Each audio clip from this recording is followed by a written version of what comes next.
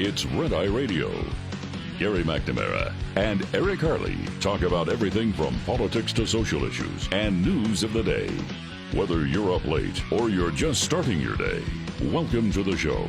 From the Uniden America Studios, this is Red Eye Radio.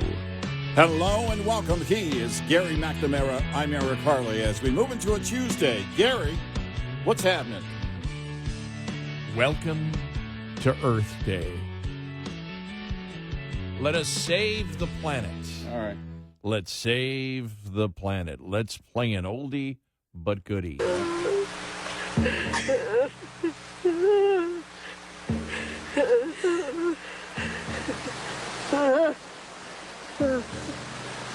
Deep in the woods of North Carolina, an extremist eco-group called Earth First bewails the violation of American nature. Earth First. I want to mourn the loss of all the old growth trees I've seen, and tell them that we love them and that we don't want them to die, that there are some people here who do care. So I want you to know that, trees, that we care. I think we are deeply hurting in America. I think we are deeply craving answers. I think that we've lost our identity as we have evolved into technology and into industrialized society. Bring me to this cathedral.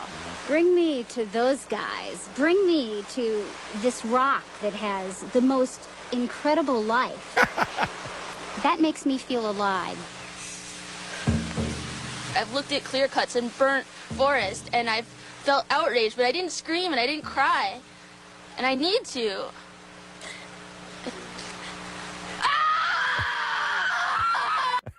That's always pleasant. Burned forest. Hey, somebody get Gavin Newsom on the phone. We're out of water. Oh my gosh! Yeah. I've always just loved that one. Well, I would have given anything to have known they were going to film this and put some speakers around those trees and then stood by hiding. You know, I want you to know, trees, that we care. You don't care about us, trees, and we know it. If they came alive like in The Wizard of Oz, Exactly. throwing apples at him. Yeah, like, get Lord away. of the Rings.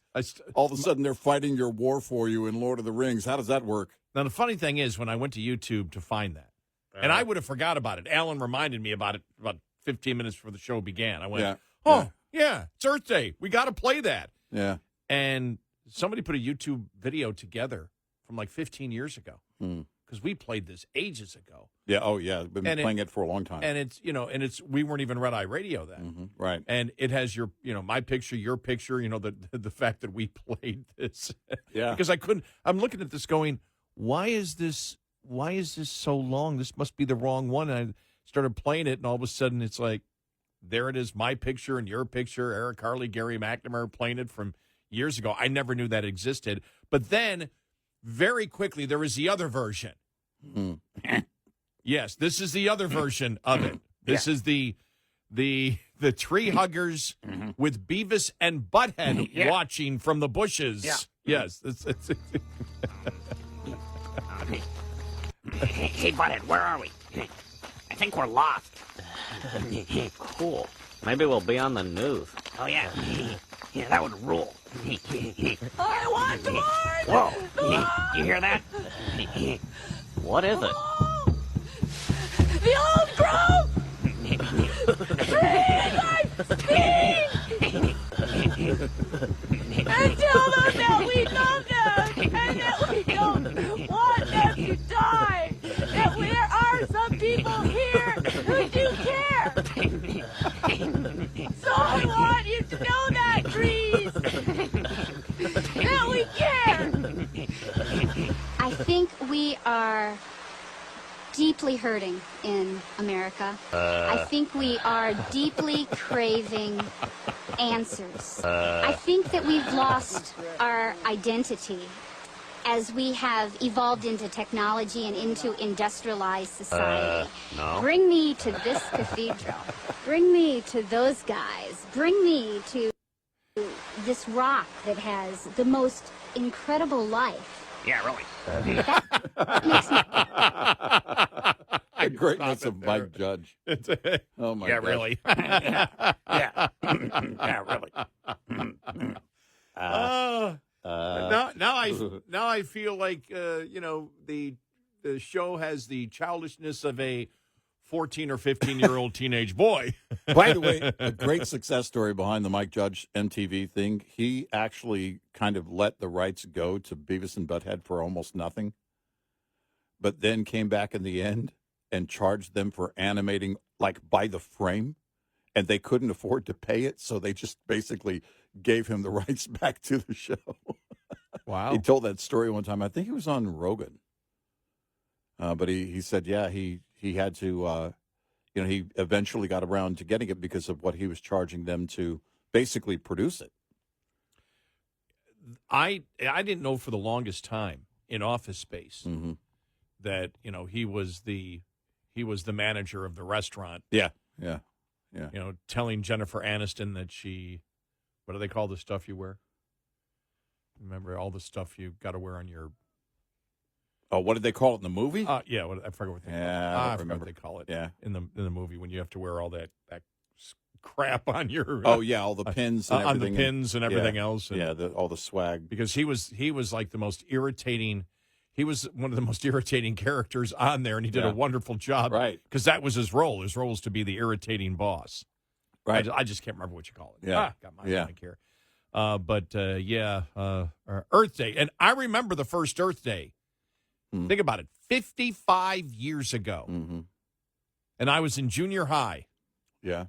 And the school, my junior high school said, all right. And this is like in the afternoon. They sent us out to the neighborhood to knock on people's doors.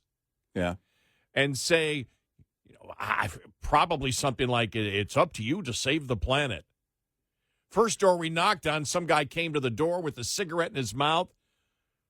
What are you kids doing? I'm trying to get some rest here. I work third shift. Mm-hmm.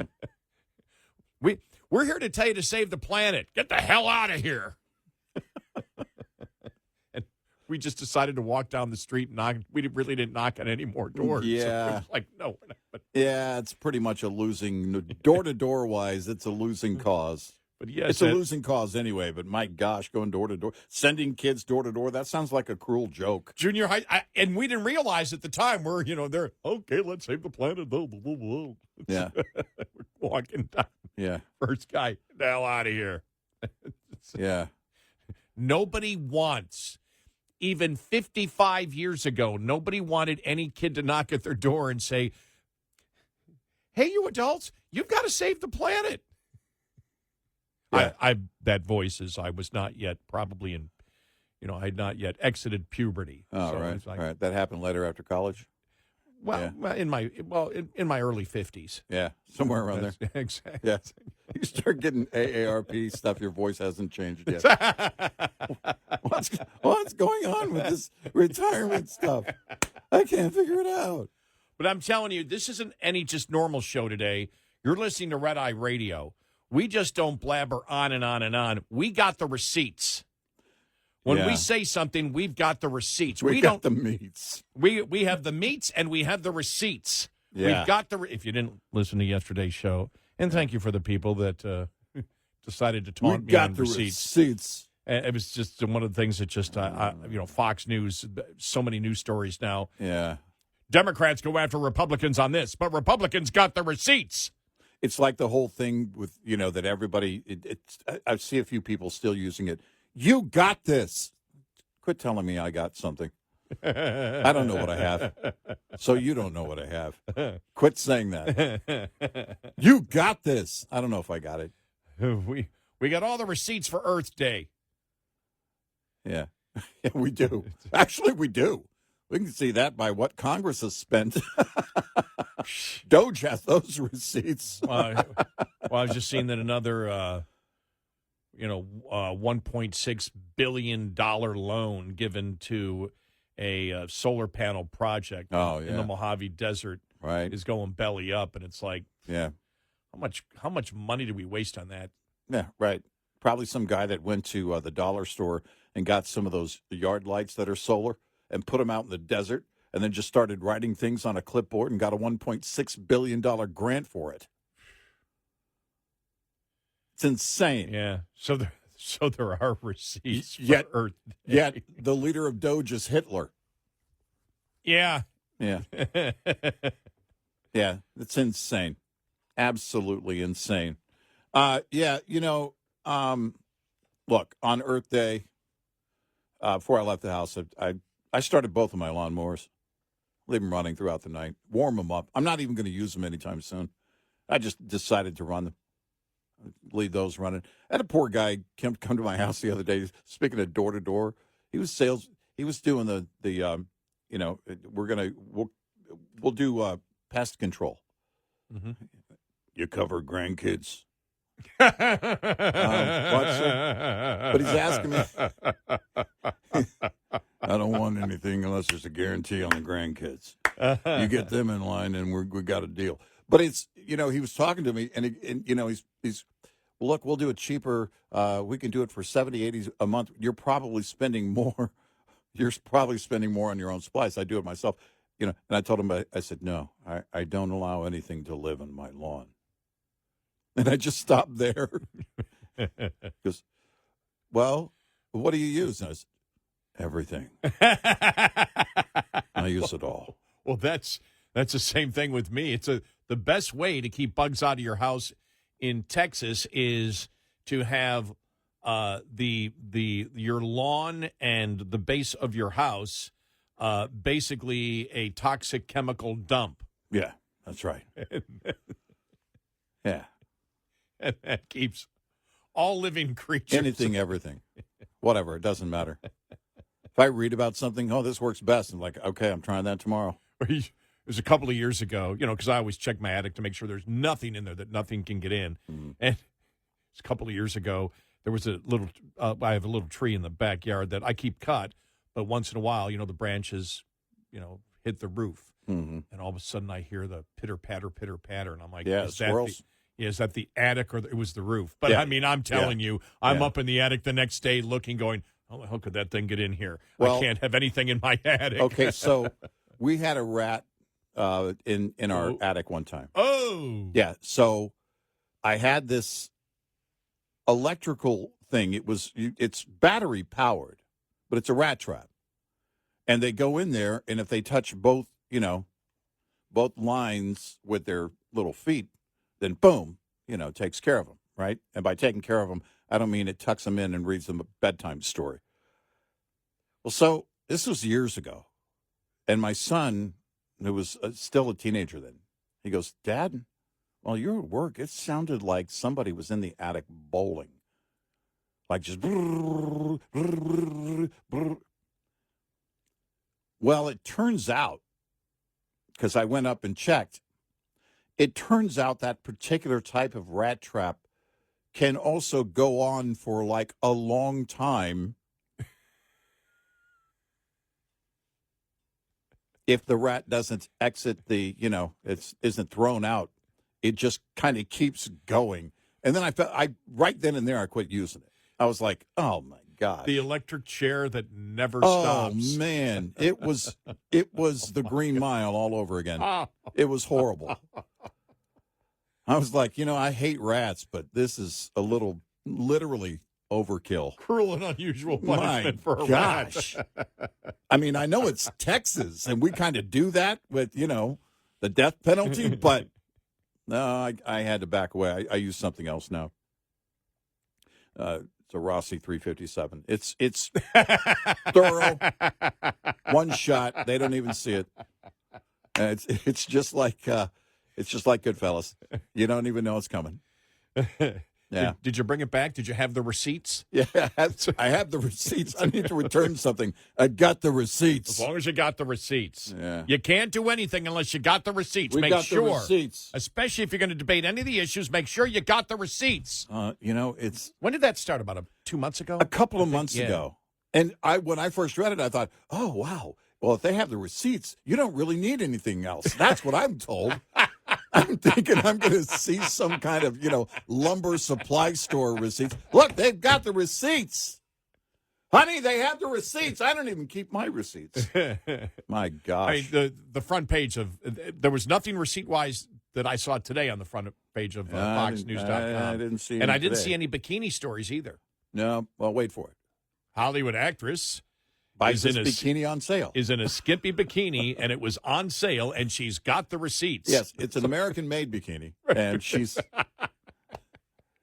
All right, we'll see that, I'm sure, at some point. Just fascinating. It's like you go through, I'm going through Fox News, and it's like, okay, let me see. Keynesian economics as compared to pure capitalism and tariffs put in there. Yeah. Well, then what you actually get is, oh, wait a minute. This Hollywood actress is in a bikini. Yeah. Yeah. Just what I wanted after studying economics Yeah. and reading that intense economic article. Yeah. I like the New York Post. Dirtbag steals from his own mother. Oh, man, I got to read this. I got to read that story. I've got to read that story. I love the way they write. Hey, we've got a great show ahead. Or We do. We got some kind of show ahead. I don't know if it's great or not. Whatever. But we have a show. We don't have any receipts either. Right. None. If we do, they're all digital. 866-90-RED-EYE. This report is brought to you by Shell Rotella. With advanced synthetic technology, is designed to help keep your rig running with more mileage and less maintenance. Cold weather takes a toll on trucks. As warmer weather rolls in, it's time to assess the impact winter has had on your vehicle to help avoid downtime and keep your rig rolling through to next winter. When completing your spring maintenance check, don't overlook your windshield wipers. Extreme temperatures, snow, and ice can tear windshield wipers apart. Check on yours now to prepare for spring showers and avoid squinting through streaks. A general rule of thumb is to replace your wiper blades every 6 months. But if your inspection uncovers streaking, worn rubber, or damaged wiper frames, you may want to purchase a new set sooner. Coming up, more with Gary McNamara and Eric Harley. It's Red Eye Radio.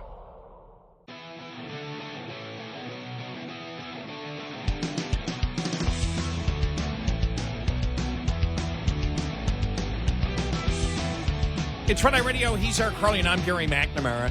I think, Eric, that the whole radical transgender movement came from that Earth First video where the woman says, bring me to this rock that has this incredible life. Mm-hmm. And I think that's where it came from, because if she thought that she could convince, and the left thought that they could convince people that a rock actually has an incredible life, then there's no problem convincing people that a male can be a female if the male says so. Well, remember, we had people responding when we made that point years ago, saying, well, you don't understand. The Rock does have an incredible life. We're like, no, all right. Well, apparently you don't. If you sit around and think about think about that. You're thinking about The Rock. You're going, wow, that Rock has an incredible life.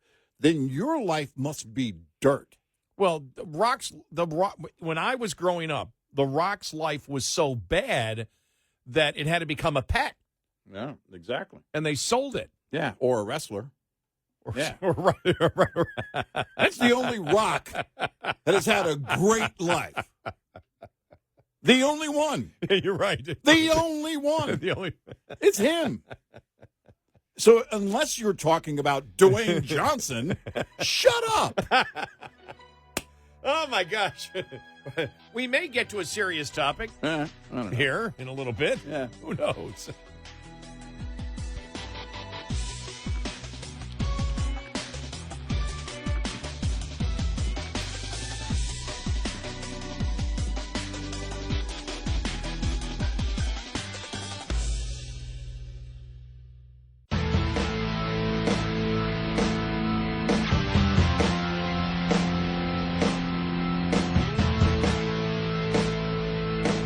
You're listening to Red Eye Radio from the Uniden America Studios.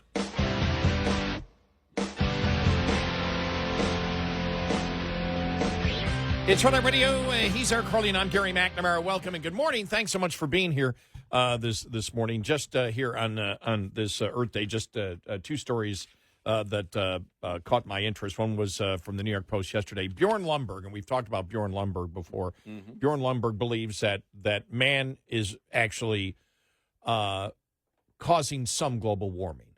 That man affects it. He really doesn't know how much, but he believes that man is affecting the climate. Mm. But he believes everything that the left has done is wrong. That what solves the problem is actually capitalism and technology. That it's a complete opposite of what has been going on. And he said the worst countries with all the countries with the worst pollution are what? In poverty. Mm-hmm. And the countries that don't pollute are the ones that aren't in poverty.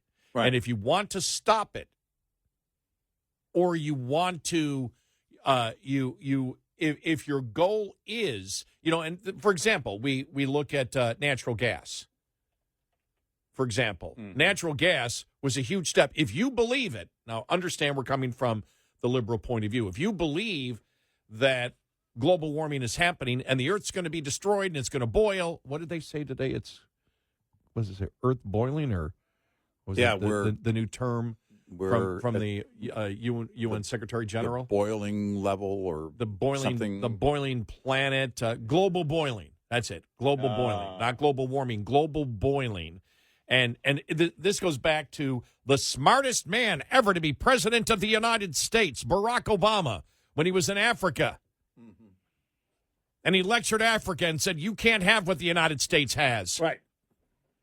If you get what the United States has to give up everything. By the way, did Obama give up anything after he became president, or did he buy an extremely expensive home? Multiple homes. Yeah. Multiple homes, yes. Yeah. But he actually... Across the globe, which require him to get on a jet and travel to the ones that are outside the U.S. But the smartest man, the smartest person ever to be president of the United States, the smartest man to ever be a world leader, lectured Africa and said, you can't have what we have. You can't have air conditioning. You can't have cars. Otherwise, the oceans will boil. God, what an idiot. What an idiot. Seriously. Yeah. We had to sit through the 8 years, especially the when you look at 2008, 2009, 2010, and all the BS that was being thrown out. By his supporters. You want the perfect example of what Dad said that people want to be BS. That was Obama. Yeah. Yeah. Remember? Yeah. The smartest man. Remember when he was in Normandy? Remember it was at Evan Thomas? Mm. Oh, yeah. That said he's godlike. He hovers over. Yeah. He hovers like a god. He hovers like a god. He's godlike. Yeah. It's like, shut up. Yeah. For God. Oh, it was so embarrassing. He actually said that out loud on a broadcast. When actually what will clean up pollution in Africa or anybody else or any other place on the earth is technology, and we're seeing that. Mm-hmm. But we saw with natural gas. Liberals, if they actually cared about global warming, would be screaming for natural gas. Yeah. Remember the Kyoto Protocol, and it was like, or the Paris Accords, it's like nobody can reach the levels. Nobody can reach the levels. Mm-hmm. Well, the United States isn't involved in that, but they're reaching the levels. How? Because they're using natural gas. Well, then we got to ban natural gas. Yeah. What? It was the same thing with Biden. When Biden became president, first day, shut down the Keystone XL pipeline. First day, you're done. Yeah. Yeah. And it's like thousands of jobs, thousands of great union jobs lost. And his reason? We need to stop global warming. And then you had his energy secretary, his transportation secretary, and his global warming, or what is it? climate czar. Climate czar, yeah. His climate czar, John Kerry. Yeah. Say, well, no, actually, if you want to reduce global warming gases, you keep the Keystone Pipeline open. But it didn't matter. It doesn't fit the narrative. And remember, the climate czar refused to fly commercial. Well, someone like me can't be expected to fly commercial with all the ketchup eaters. Can I just throw in, since we're talking about John Kerry? Mm. I'll never forget him testifying, and Code Pink was there. Oh, my gosh. Code Pink. Yeah. And Code Pink? Or what he was talking about ISIL. ISIL. That's right. ISIL. Remember. ISIL doesn't provide health care. Right. Talking about international As terrorist if Code Pink was going to go, wait a minute. He's saying something important. Let's stop our radical behavior and listen to what he's saying. Oh, I thought we'd be against ISIS and ISIL because, they're brutal murderers and terrorists and will kill anybody. Oh, for gosh sakes. Yeah. Well, no, we were wrong. John Kerry just told us they don't provide health care to their employees. Yeah. These people who we view as intellectuals, and they're complete idiots. Yeah. Did I yell that loud enough? I don't know. Did I get it? Now, and so the other article that I saw was the Wall Street Journal, The Legacy of Pope Francis. He said he championed the poor while favoring ideas that keep them poor, which was, that's where we talked about, more of his socialism and coming out against, capitalism. And he said Pope Francis was best known for urging concern for the poor and the best Christian traditions, calling for the clergy of shepherds who have the smell of their sheep, that is, priests and nuns who share the suffering of their neighbors. He made support for the weakest among us a rhetorical centerpiece. He brought a public informality and openness to the Vatican. Alas, though, Pope Francis believed in ideologies that keep the poor in poverty. One of those earthly dogmas is radical environmentalism, which isn't about keeping the earth clean for human beings, but keeping the earth for itself and treating man as the enemy. It's true. Yeah. And we had called the Pope out on that a long time ago. And we talked about all of the radical ideas that have been floated by the radicals here in the States about reducing the GDP, reducing population. And it said Pope Francis cited air conditioning as an example of the harmful habits of consumption that will lead to mankind's self-destruction. He didn't seem to realize that escaping poverty requires greater energy consumption. His term was marked by anti-Americanism and not merely against Donald Trump. He seemed to believe that Latin America is poor because the United States is rich. That's a recipe for stagnation and despair, because the real reasons that so many in Latin America languish in poverty are at home. The lack of the rule of law, business-government collusion, protectionism, and other barriers to humans flourishing. And, that's the entire point. It sounds good. You sound compassionate, but in real life, and that's the only thing that matters, is reality. What happens in reality? And we've talked about that a lot in economics, but this is a lot about economics. You can sit there and say, I wish it was this way, or I wish people did that, but it doesn't get you anywhere. You have to, and we've always talked about the reality of economics, whether it's looking at tariffs or whatever, how do people react to incentive? That's it. And you're in a losing game when you sit there and say, if people would just react in a different way, then everything would be fine. If these people over here would stop doing this, then these other people over here would be in a different situation. And that's actually not true at all. It's fair to say that capitalism, in fact, without capitalism, third world nations would starve. Yeah. Without a prosperity that continues on and on and on, these third world nations would be gone. It is about their leadership. It's about everything that, we've talked about over the years. They don't enforce the laws. They don't. You can look at Mexico and the tremendous amount of resources they have in Mexico, except one thing. The cartels control all of it. until that changes, and they're not the only nation where that happens. This is criminal behavior at its greatest level. And they don't care. They kill people all the time. So those people that are there, the peaceful individuals that are there in those nations, suffer as a result of that. It's not because of capitalism and prosperity in the U.S. That's a false notion. In fact, without the U.S. doing so well, many of those nations would be in a much, much worse situation. Well, that's a lot of the philosophy, some of the philosophy of, Keynesian economics. Yeah. Is that it's a zero-sum game. Right. So if the United States, if a country succeeds, that only succeeds because of the suffering of other countries. Mm-hmm. And that's not true. Right. It's never been true. I mean, that you can look at history and know that's not true. Mm-hmm. And, so when, I just thought I wanted to read that, I read more of the Wall Street Journal article on the late Pope Francis. But the Lundberg, we've read a lot of Bjorn Lundberg's things before.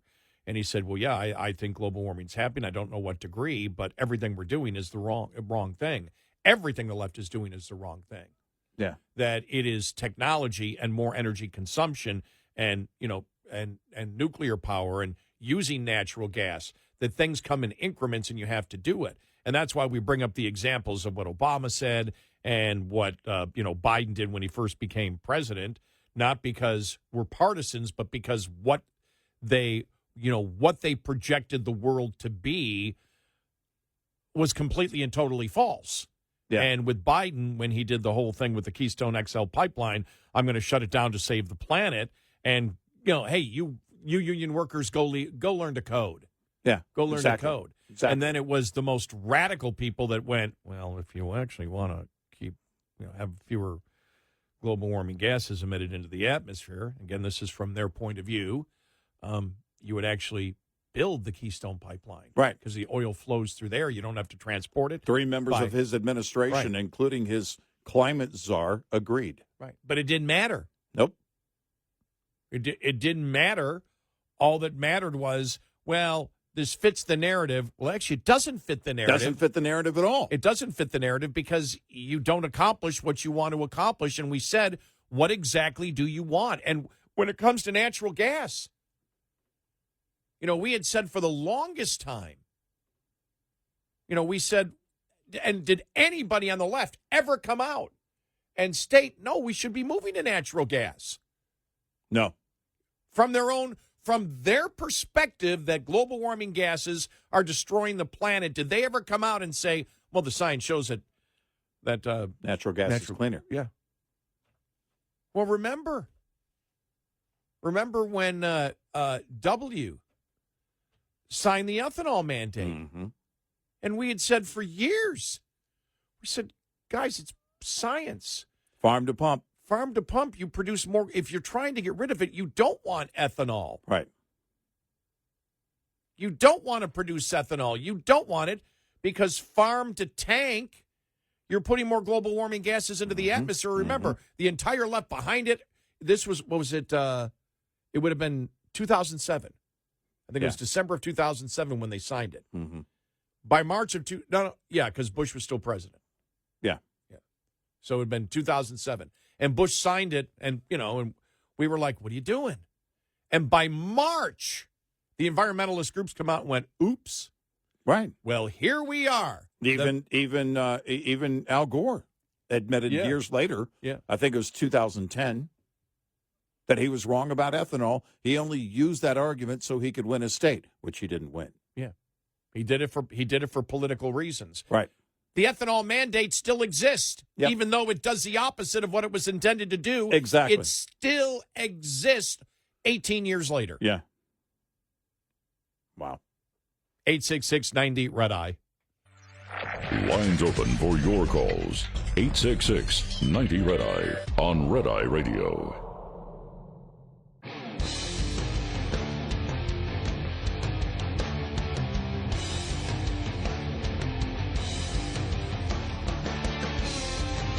It's Red Eye Radio. He's Eric Harley, and I'm Gary McNamara.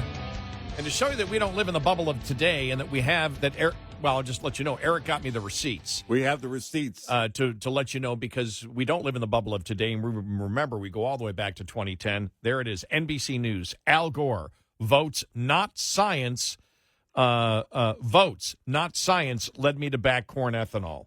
Yeah. In a mea culpa, former Vice President Al Gore on Monday said he made a mistake. He didn't make a mistake in supporting corn-based ethanol. See, they can't even write the story accurately. He lied. It's not a mistake. He lied. And remember, that was the big first push for global warming was ethanol. Yeah. And Al Gore lied about it. Yep. And he is still viewed today as the person you go to on climate change, yet he lied about it. And think about this. The first thing that Al Gore did was lie about what the solution is that actually made the problem in their mind worse. Yes, right, by their own argument. Well, it's amazing. Top of the Hour News is brought to you by House Products. Visit houseproducts.com. This is Red Eye Radio on Westwood One.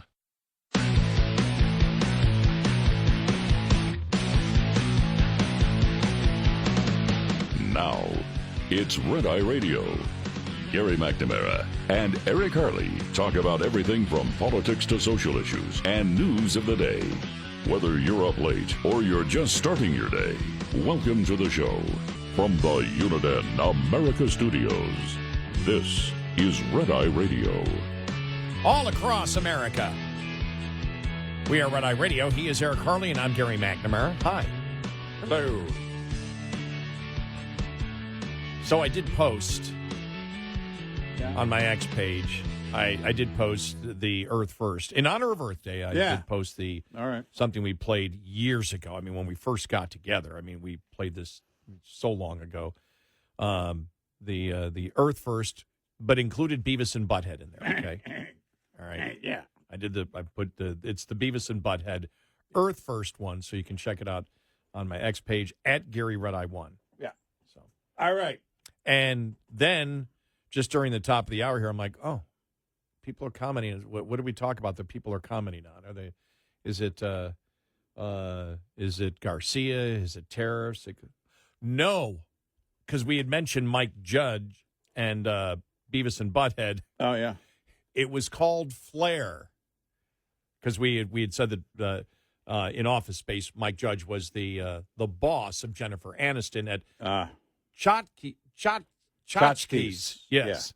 Yeah. And told her to wear the flare. And so people are just commenting on it going, if you've ever worked in a corporate office, it hits hard.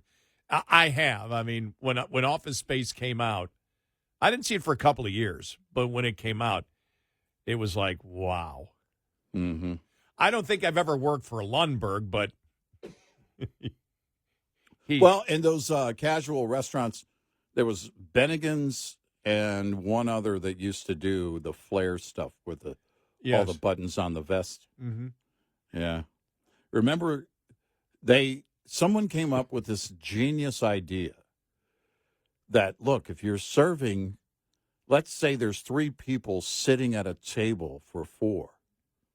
Sit at the table. How's it going, guys? Anything I can start? Don't ever. That's a bad idea. Don't sit down. I haven't seen anyone do that in years. It happened a couple of times at casual restaurants years ago. It was 30-plus years ago. You know, now, I understand when, like, there's small children at the table. Yeah, you kind of want to, maybe you're going to give them a coloring book or something, and, you kind of bend down there and get on their level, that kind of thing. But don't take a seat at the table. That was a bad idea. I don't know who started that. Hey, guys. Well, you're not one of us. No, stand up. all they wanted was coffee. Yeah.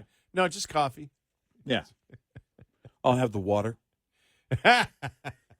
Could you bring some sweetener and tons of lemon with that? But Mike Judge, I mean, he was so irritating, his character in there. He was perfect. Yeah. It was absolutely perfect. Yeah. And you knew she was eventually going to, the character played by Jennifer Aniston, you knew she was eventually going to lose it. Yeah. Which she did. There's so many good points at at that movie Mm-hmm. when he talks about how they're stealing the money. He goes, no. We're only taking half cents or quarter cents or whatever. Right. Oh, my gosh. It was just, there's so much good stuff. But, Lumberg. I will say this, that I did work at a radio station one time. And the head honcho, not my immediate boss, but the head honcho was a pathological liar. Everybody knew it. The GM? I'll just say the head honcho. I don't want to give any indication as to where it was. But an absolute pathological liar. And I found out day one. But it wasn't my immediate boss. But he liked me and wanted to hang around me. And, he liked the show that I was doing. Did he tell you he played in the band Aerosmith? No. Is that how you knew he was a liar? No, but he lied about it. But he lied about everything, and everybody knew that he lied about everything, but he didn't know that everybody knew that he lied about everything. That was a beautiful part. So he wanted to, hang around me and be my friend. Ah, yeah. And so after my show was over, within a couple of minutes, he'd always come down and try to find me. And it got to the point where it happened a bunch of times. I'm like, we're just getting too, I got to get out of this. And I remember my show was over. And I went and I ran out the back door. And I went home. Now, my immediate boss, who was great, he calls me, goes, where'd you go? I looked all over for you. What'd you do, run out the back door? I said, yes. I'm trying to get away from the head honcho. He absolutely died laughing. He couldn't believe that I ran out the back door to get away. My boss was great. He was great, but he just died laughing. Yeah. And I said, I just figured maybe if he couldn't find me for a couple of days right after the show, he'd stop looking for me. That's funny. Because he wanted me to hang out with him and go out and have dinner with him all the time and play tennis and basketball and all these other things. He wanted me to do all these different things with him, like to become his friend. And I'm like, everybody knows I don't want to be this guy's friend. Yeah. It's sort of like you. I just want to work with you. I don't want to have to hang with you. No, we're not hanging out. It's not going to happen. No, you're not I want to make this clear. Erica's not a pathological liar. No, I would. I don't want to make. Well, I've told the story I've had so many conversations with Steven Tyler about pathological liars, except for the Aerosmith. How they see, nobody can prove anything though. Yeah, but you got burned. I've got the receipts. You got burned the one time on that one where somebody didn't understand your sarcasm and your. Well, yeah, but you don't go full Navy SEAL. That's the problem. I went full Navy SEAL on the joke thing, and then this poor gentleman, because of my dry humor, thought I was being serious. And one night on the air, I wanted to, he wanted to thank you for your service. Thank me for my service, and it just that's a Navy SEAL. It was like somebody poured hot and cold water over my head at the same time. It was the worst feeling ever.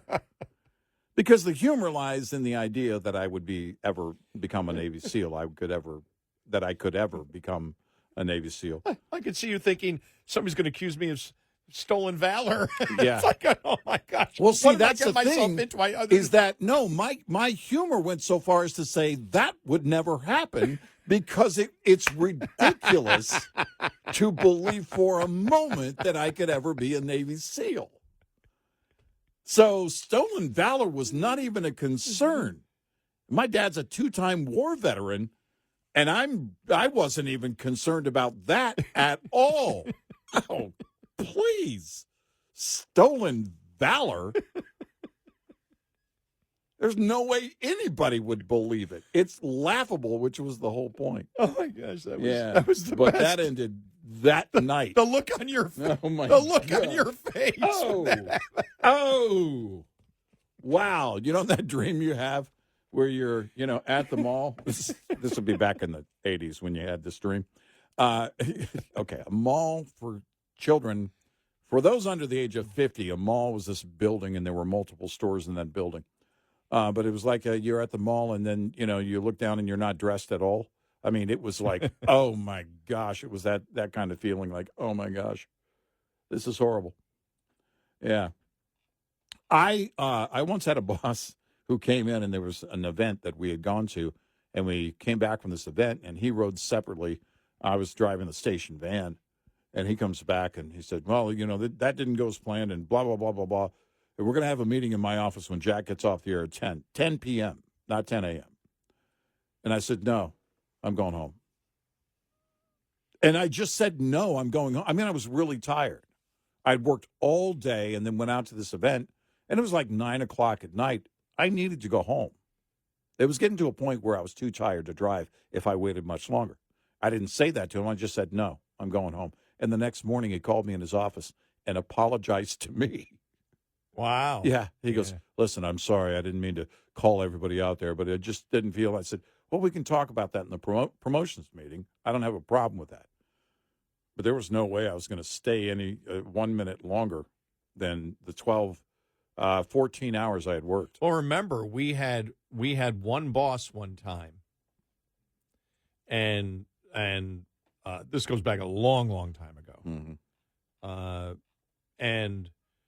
Who, when we were working overnights, remember, he wanted to have a meeting like at 11 o'clock or noon with everybody. And we're not talking phone. He wanted everybody. And I think I had to drive like 36 miles at that time. And he wanted everybody to come in and meet like at 11 or 12. And that lasted for a little bit, a couple of months. And then we said, no, this stops. Yeah. Remember, we said, can't do this. We can't. I mean, so what do you mean? And anybody who works his shift, you know this, that now for years, management appreciates what we do here now. Yeah. I mean, I want to make this absolutely clear. Our management is wonderful to us. Yeah. Absolutely wonderful. You know why? Because they're listening. We never hear from them. Yeah, exactly. No. Because they don't know we exist. No, exactly. That's what we like. But anyone who knows, and this, when I first started this shift, and probably the same with you, the bosses that work during the day don't appreciate the fact that you're up overnight, and they're like, can you come in at 1 o'clock? Well, what if somebody told you had to come in at 1 a.m.? You work first shift. You need to come in at 1 a.m. for a meeting. Nobody appreciates what you have to go through. Well, not all people do. Some do, like our management now does. But anybody who works a shift, you know it. You're like, don't they realize I work third shift? Yeah. We need to talk to you tomorrow at 10 a.m. 10 a.m.? What are you talking about? And for us, we had our entire staff, and everybody has a different sleep shift. So it didn't matter. Well, what time can we do? Then they'd get a little bit, testy with us. Well, then what time can we meet? Like, somebody needs to change their sleep pattern. Well, when you work overnights, you can't. You find where you can sleep, and that's when you sleep. And there was no appreciation for it at all. It was like, finally, I think you and I just said, we're not doing it anymore. Yeah. Sorry, we're not doing it. We can't do that. We just can't. We went to a phone meeting for a while, and we ended that as well. Because it wasn't productive. I don't have a problem. In fact, I'm often up here during the day. I don't live a few miles from the studios, so I come up here for a number of things during the day. Number one, check for free donuts. Number two, check for free coffee. But no, I don't have. It's not about putting in the hours. It's about being productive in those hours. Yeah, exactly. Yeah, you live so close that you can pick the hours that you wish to do it. I'll never forget, because we did phone meetings for a while. And the last phone meeting, I'll never forget. I got to tell this story. No names involved or anything like that. So. And it was like January 2nd, we've been off for like 12 days. And I think it was you that approached and said, look, we don't need to have a phone meeting tomorrow, because the phone meeting always woke me up early. And you said, I don't think we need to have a phone meeting because we've been on vacation. And our caretaker, boss, whatever at the time, said, no, we have to have the meeting on January 2nd. So the meeting starts out, God is my witness, starts out, Eric, everybody, welcome to the meeting today. I'm glad everybody had a good Christmas and New Year's and everything else. Eric, could you tell me your New Year's resolution? I don't have one. It's like the other two people, we don't have one either. It's like, came to me, Gary, well, what's your New Year's resolution? Jerry, we're adults. We worry about what we have to do every day. We don't make New Year's resolutions. Yeah. Well, I can see nobody wants to cooperate. I guess that's the end of the meeting. Click. That was the end of the meeting. I think he was gone 2 weeks later. He was no longer our boss. And then it's been, smooth sailing since. But actually, he was there for a longer period of time. We just ignored him. True story. We ended those meetings because we can't, again, when you sacrifice that time, you sacrifice all the preparation, sleep, and everything you need to do this show at this time of day. And that is counterproductive. So we said, we're not willing to give that up because we've had one motto since the beginning, and that's everything for the show. Yeah, everything, which means Easter Sunday, you're doing show prep. It means, this is how it works. And we love it. We love what we do. But it also means we're not going to stop down and do something that is spinning wheels. Well, no. And really is not productive. Well, that's and as I found out when I was a manager, it's funny because so many people said, you really hardly ever had a meeting. I said, well, sure I did. No, you didn't. When you would stop by my office. Well, yeah, because I felt comfortable. Right. That was our meeting. That's a meeting. That's a meeting. It's the same thing and probably far more productive. The last thing I would ever do as a manager is have meetings just to have meetings. And that's, an office space. Yeah, right. So I understand. So it's just amazing because I went, all right, what are these people all commenting about? We haven't said anything yet. Because everything's about office space. Right. Yeah. Yeah. All right. Man, we got a ton of stuff. There's so much going on. Coming up. You see this one? Anti-Semites hijack Coachella. I saw that on X over the weekend. I saw the F Israel, Free Palestine. I thought it was AI. I didn't think it was true because nobody picked up on it. Right. Somebody posted it. They were there and posted it. And then it never went viral till really yesterday. And I went, whoa.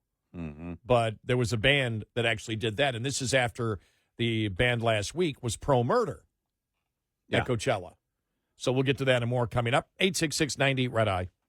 Brought to you by FPPF, Fuel Power Max.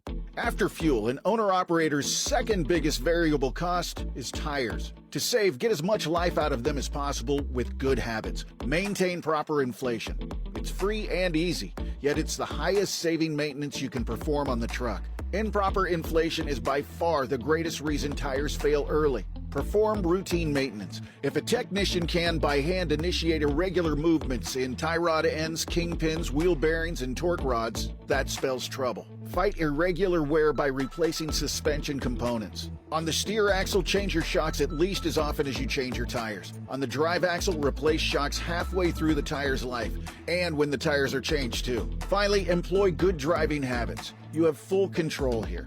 More conservative driving over rough surfaces helps reduce wear. Speeding, hard braking, curbing, and tight turns cause tires to wear fast. On the other hand, steady acceleration, braking, and steering can extend the life, saving a bundle.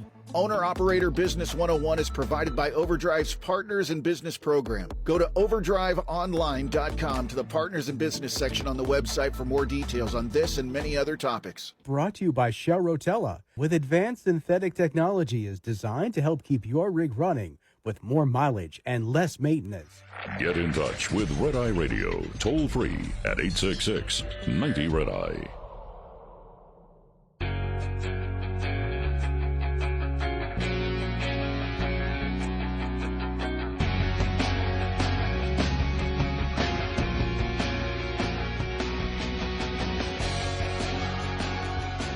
It's Friday Radio. He's Eric Harley, and I'm Gary McNamara. The stock market yesterday, just a ton of different news out there. Pete Hegseth and the situation out there. Here's a headline. Comer refers Andrew Cuomo to the Department of Justice for criminal charges for lying about nursing home deaths. Wow. Yeah. More on Garcia. Wow. The anti-Semites hijacked Coachella. Mm-hmm. Oh, wow. I mean, it's just it was a full-on day, wasn't it? Yeah, we're done with Earth Day, though. Yeah. We're done. Yeah. We're out of receipts. The Elizabeth. I got the audio cut of Elizabeth Warren and her defense of Biden's mental acuity, too. Oh, yeah. And a new poll out there, Americans losing their appetite for censorship of false information. We'll get to that coming up. That's an interesting poll.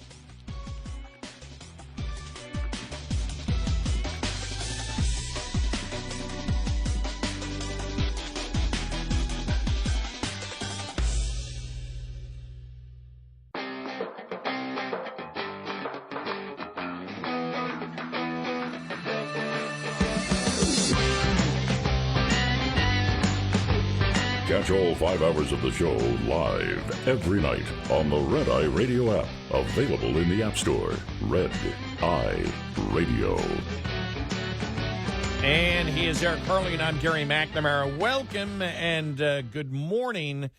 Before we get off of Earth Day here, I happen to see an op-ed piece in the Wall Street Journal by Mario Loyola. Now, he is, just so people know, he is a professor at Florida International University and a senior research fellow at the Heritage Foundation. Mm-hmm. Now, we've talked about what the whole climate change hysteria has got us to. And we have talked about the fact that even if you are a Republican state, you can do the wrong thing, as Texas has done. We've talked about Free Zola in February of 2021 and what happened there. Because we rely so much on wind and solar because of the free money and the free money that comes from the federal government, and the fact that Texas has got a ton of wind, that we decided to use it and we didn't have the right backups. Mm-hmm. And we got burned big time. And here it is right here. Why are electricity prices so high in Texas? Floridians pay less. Renewable subsidies and tax credits have distorted the Lone Star State's energy markets. Energy production in Texas has soared since the shale boom beginning in 2010. Listen to this now. This is interesting stuff here. I didn't know this. I didn't know it was this much. The Lone Star State has added the equivalent of Kuwait and the United Arab Emirates to world oil supply since 2010 and produces so much natural gas that wellhead prices are often negative. Yet Texas is facing a crunch in its electricity supply because of a massive build-out of heavily subsidized wind and solar energy. Yep. When February of 21 happened, Free Zola, we heard it from Democrats saying, see what happened to you guys? Go, I don't care whether you're a Republican or a Democrat. It's whether you're doing insane liberal things. Mm-hmm. I don't care about the labels. I care about the behavior. We care about the behavior. I can speak for you here. Mm-hmm. Renewable subsidies force reliable sources like natural gas, coal, and nuclear to sit idle for hours on end, making it harder to recoup cost and stifling investment. More than $130 billion has flowed instead into renewable resources that cannot be counted on to produce electricity when needed. Texans found this out the hard way in 2021 when blackouts killed hundreds during the winter storm of February of 21. Residential electricity prices are now higher in Texas than Florida, a state that gets most of its electricity from natural gas produced in Texas and Louisiana. The Texas legislature has responded to the challenge by dwindling reliability and rising prices by requiring renewable energy plants to secure their own firm backup supply. You remember this in November of 23. Mm-hmm. HB 1500, a law passed in 2023, introduced a firming requirement, but that applies only to new power plants starting in 2027. This is too little, too late, and does nothing to reduce the enormous cost and distortions that existing wind and solar impose on the grid. So the legislature now is considering another bill, SB 715, that would apply the firming requirements to all sources, old and new, and accelerate implementation. It isn't a moment too soon. Texas has dug a deep hole for itself, and every day the Inflation Reduction Act subsidies are in effect, the hole gets deeper. By the way, another question for Republicans out there. Since it was passed in reconciliation, you can defeat it and get rid of the Inflation Reduction Act and the almost $800 billion in subsidies for wind and solar. You can do that. Why aren't you doing that? That's a given. That's a no-brainer. That should already be in play without any question. It's just maddening. Yep. Since 2000, Texas has added nearly 80 gigawatts of intermittent renewable resources, wind and solar, largely due to federal renewable tax credits. That's the equivalent of 80 average-sized nuclear plants, about 4 times the fossil energy Texas has added since 2010. Although renewable have lower operating costs than dispatchable sources like coal, natural gas, and nuclear, their real average output is much lower. The capacity for solar plants is only 24% of their nominal capacity. And unlike dispatchable sources, which can be dialed up or down as needed, renewable sources depend on weather and tend to fail when most needed, as during winter storms or heat waves. The Inflation Reduction Act's renewable tax credits have amplified this distortion by discouraging investment in dispatchable sources. Given the soaring demand forecast, construction of new natural gas and coal plants should be booming. Instead, while the Texas grid has expanded greatly in nominal capacity, the dispatchable capacity required for affordable and reliable energy has barely edged upward. HB 1500 aims to alleviate these issues by requiring new power plants to meet strict reliability standards or incur financial penalties. This will force intermittent renewable sources to absorb some of the costs they impose on the grid in the form of reduced reliability and supply. HB 1500 forces renewable projects, often located far from existing transmission infrastructure, to bear more of the cost of new transmission instead of imposing these costs on Texas ratepayers as they've been doing for years. Yeah, but it gets passed down anyway. Yeah, right. But because HB 1500 only applies to new power sources, the massive renewable capacity that has already been built will continue to discourage investment in the new reliable capacity required to meet new demand. Under SB 715, introduced by Senator Kevin Sparks, existing renewable power plants would bear more of the real cost of their electricity. The state should go further and force such plants to pay for the volatility that they impose on the system, perhaps by using state taxes to negate the Inflation Reduction Act's toxic tax credits. You know, we're to the point right now. I mean, this is the insanity of it. You wonder why they're higher, because we subsidize the primary sources of energy, and we have to subsidize the backup source of energy because they're not going to be using them all the time. Well, and wind and solar are always going to be extremely expensive, and you're always, for those to stay in play, it's going to require a lot of government money. Yeah. You can't keep it in play without that money. Well, they're not reliable. Well, then you go back to your traditional source of energy as the backup. Why have this redundancy? They should have their own backup.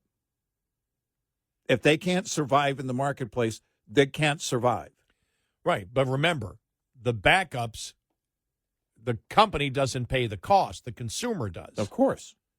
So when I read this whole article, I'd ask the professor, I'd say, well, that's what he's saying. State taxes then need to take away from the tax credit. Well, that's it. To discourage them from doing the renewable energy. You got to take the tax, public money out of it completely.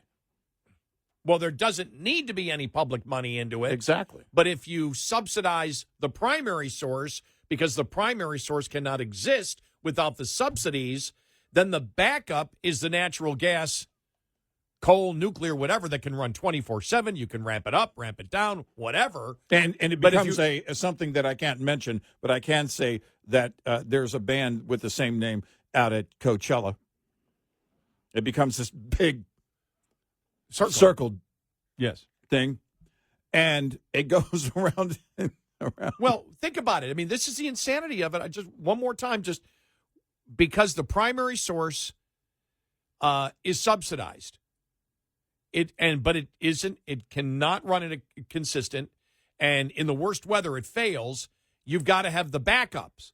The backup, which normally would not have to be subsidized because it should be the primary source of energy that exists. The only thing you need out there. It's the only one that's reliable. Right. You have an unnecessary redundancy. Mm-hmm. And when you have it, because they talked about the natural gas, remember the talking about the natural gas plants, but the fact is you'd have to subsidize them because they'd only run 10 or 15% of the time because the renewable energy works, but that's at 10 to 15% of the time that can destroy, as we saw what happened in February of 2021 in the repairs that people had to do. The cost just for people's pools, because so many people's pools froze. Yeah. And all the equipment and everything Right. else. It cost me $4,000. Mm-hmm. $4,000, and there, how many millions of pools are there in Texas? Mm-hmm. And it took some people to get their pools fixed for like a year. Mm-hmm. They had to empty them completely because the supply, the inventory wasn't there. There is no expectation that 1 million pools need new equipment tomorrow. Right. It doesn't happen. But that was just one of the things that happened. But the hundreds of people that died, and the fact that people look at it and the industry looks at it and says, well, if you can't run electricity, for gosh sakes, I grew up in Buffalo, New York. I don't remember the power ever going off during the worst snowstorms up there. And that was in the 50s and 60s and 70s when I grew up. Right. And it just never happened. But we put this in, all this is not because of things outside of our control. It's because it's what we have chosen to do, and it's pure insane. The grid as set up in Texas is absolutely insane. And we're the monster energy state. Yeah, that's the... Which makes it beyond stupid. Yep. SB 715, a week ago today, passed committee. So we'll see where it goes. Well, where's Congress? Get rid of the Inflation Reduction Act. It passed through reconciliation. What's the problem? How was that not a day one thing, hit the ground running thing, saying we don't need any of this? And by the way, undoing this is undoing future money to be spent and incentives that it really isn't going to affect anybody. In fact, it will have a positive effect by rolling it back. That's a great point. You can cut and have a more positive effect immediately. You could have co-opted this into the Doge thing, which I think it belongs there. I don't know if co-opted is the right phrase there, but you could have brought that into the entire idea of Doge from day one and said, this is where we're starting. And it's insane that we're spending this kind of money that's ultimately going to end up costing people more money. Yeah. Because everything we talked about this morning is about what the Democrats have been wanting to do for a long time, nationalize energy, but you have to break the private sector's back in order for the government to do that. They want to do it on health care. They want to do it on energy. They have talked openly about this for years. So it doesn't make sense when they want to close down the Keystone XL pipeline project, even though by their own standards on this Earth Day, it is better for the environment. That doesn't matter. We need to break the back of the private sector so we can control that huge chunk of the economy known as energy. And they've had great success in Texas in doing it. Yep. You start with the monster energy state. Meanwhile, other states are using our energy that we produce Right. to have lower electricity rates than we have. As we said, we don't care whether your label is Republican or Democrat. No. If you do insane ideas that are promoted by liberals, it still stinks. Right. And it's still wrong. Right. 866-90 Red Eye. We'll be right back with more Red Eye Radio with Eric Harley and Gary McNamara.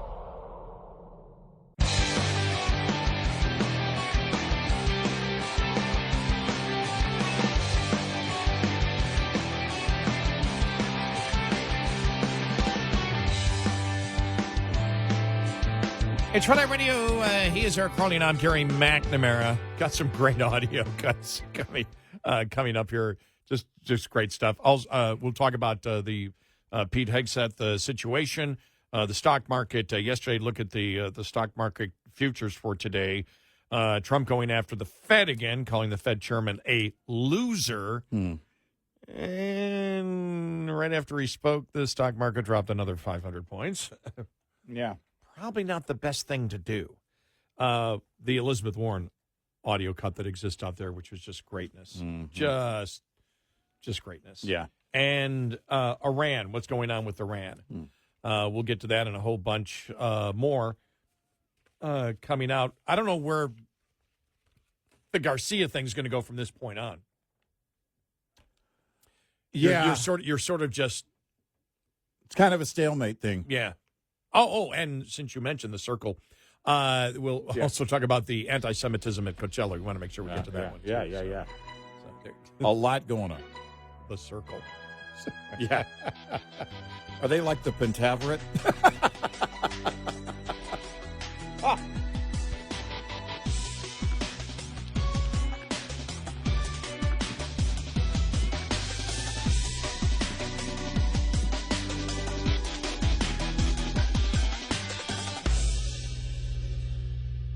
This is Red Eye Radio on Westwood One.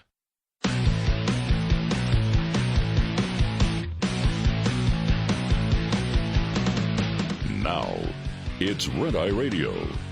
Gary McNamara and Eric Harley talk about everything from politics to social issues and news of the day. Whether you're up late or you're just starting your day, welcome to the show. From the Uniden America Studios, this is Red Eye Radio. All across America, we are Red Eye Radio. He is Eric Harley, and I'm Gary McNamara. Good morning. Thanks so much for being here, as always. Thank you. Well. The Pete Hegseth situation, the president, the administration saying he's going to stay right where he is. You and I were discussing this off the air earlier and saying politically right now you can't move him. You cannot take this hit right now. It's even if the president is not confident in Pete Hegseth. Yesterday at the Easter egg roll, and the media was everywhere, which we knew they would be, asking this question, and he was, I've got confidence in Pete Hegseth. I think one of the comments was, Trump said, ask the Houthis if he's doing a good job.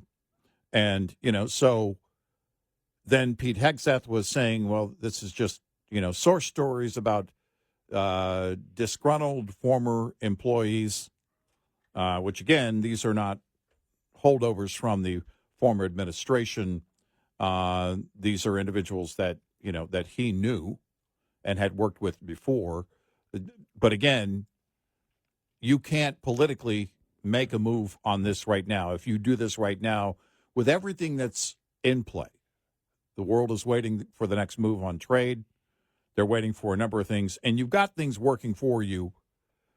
The mission, where there's no reason to believe that the mission itself was compromised, in terms of the signal chat and how all that went down. No, there's no evidence that it was. So the question would be, is this something that you could handle internally, shorten a leash if you need to, or two, and rein it in and say, this never happens again? And the answer is yes. It is one of those things you can control, and then you kind of treat it like a probation kind of thing internally. Again, this is assuming Trump has an issue here, which we don't know if he does. But worst case scenario, he's got an issue with his defense secretary, all right? If that were the case, this particular scenario, you can handle inside, behind closed doors. You don't flinch. And then if something changes down the road and you have a further diminished confidence in your defense secretary, you can have a conversation at that time. Because, again, as far as we know, we have no reason to believe the mission itself in the attack on the Houthis was compromised as a result of these claims. So from there, you just simply leave it. You let this sleeping dog lie. It's kind of like the Garcia thing. Well, the Garcia thing, they're absolutely right on. You know, this is why I bring up worst case scenario on the Hegseth thing, because I don't know. I don't know where the president is. But you don't want to make a move on your defense secretary at the moment. You've got Ukraine and Russia in play. As to whether or not that's still going to be in play very long is now a question that came up over the weekend. I don't even think we got to that on yesterday's show. But the president basically, saying, at some point maybe we just kind of leave it alone. And nobody. But that's not what Republicans in the Congress wanted to hear. The problem that the president has right now is the Republicans in Congress. Mm-hmm. Because they look at, everybody knows, when they came out yesterday and said nothing classified was released, that's a lie.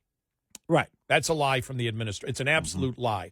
Anybody who knows anything of intelligence knows when you're attacking another country, any information that comes out around that from the Pentagon is assumed to be classified. Mm-hmm. It doesn't have to be designated classified to be classified. How do we know that? The Hillary Clinton debacle. Yeah. Which we know. So that's an outright lie from them. Every Republican knows that. Democrats aren't really hitting that too hard because they're just obsessed with Garcia. Mm-hmm. But every Republican knows that. They look at that and they go, no, it was classified. Stop it. Stop using that as an excuse because that's what worries Republicans. If you're sending the message out that it wasn't classified, all you need to say is, yep, it got out there, it was classified, no harm, no foul, we move on from that.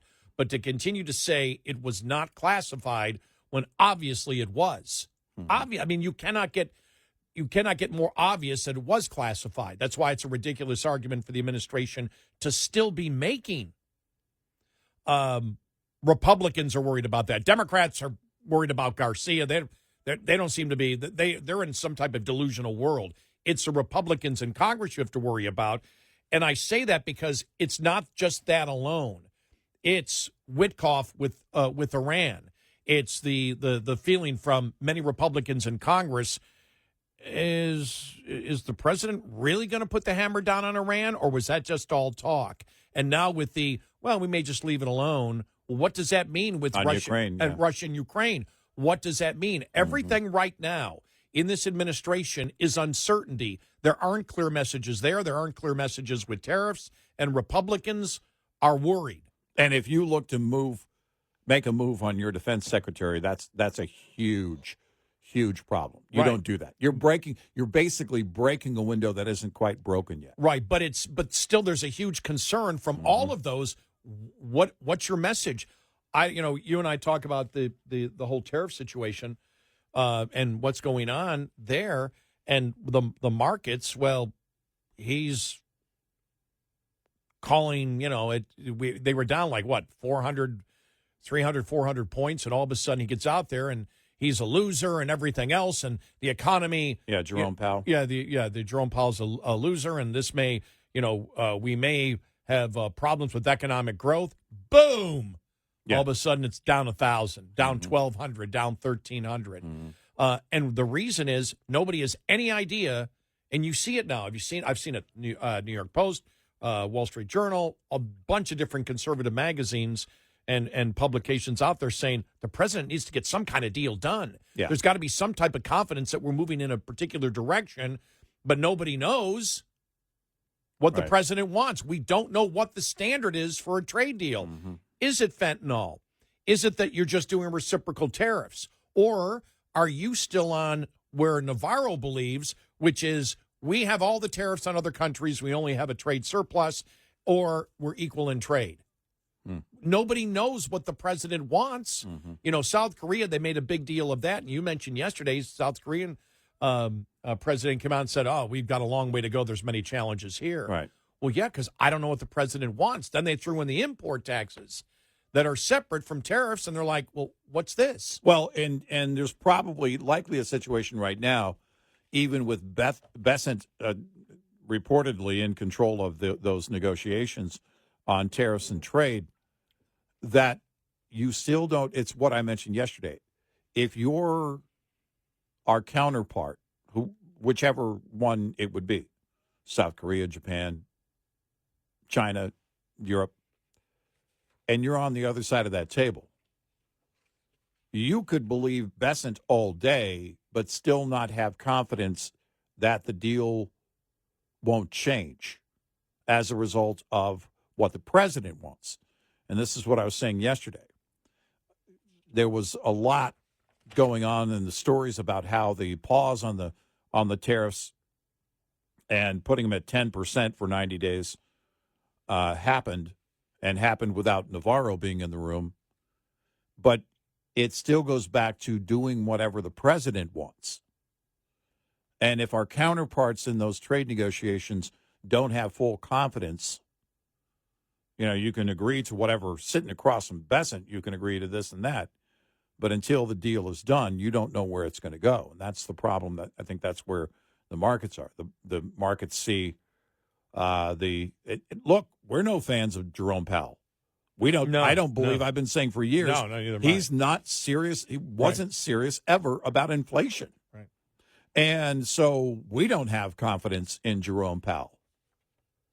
But you shake the markets when there's all this uncertainty, and you go after, your Fed chair.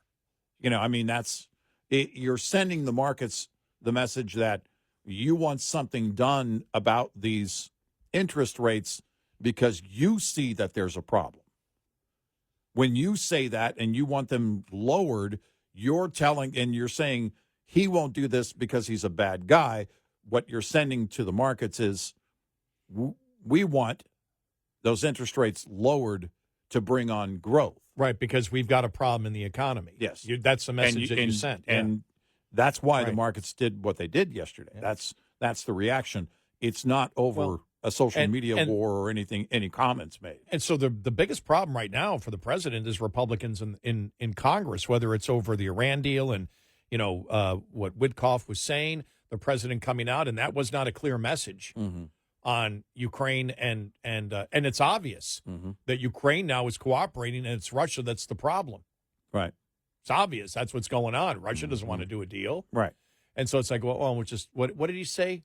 Leave it alone or not leave it alone? Yeah, sometimes, we may get to a point where we just got to have to walk away and just basically leave it. What does that mean? Right.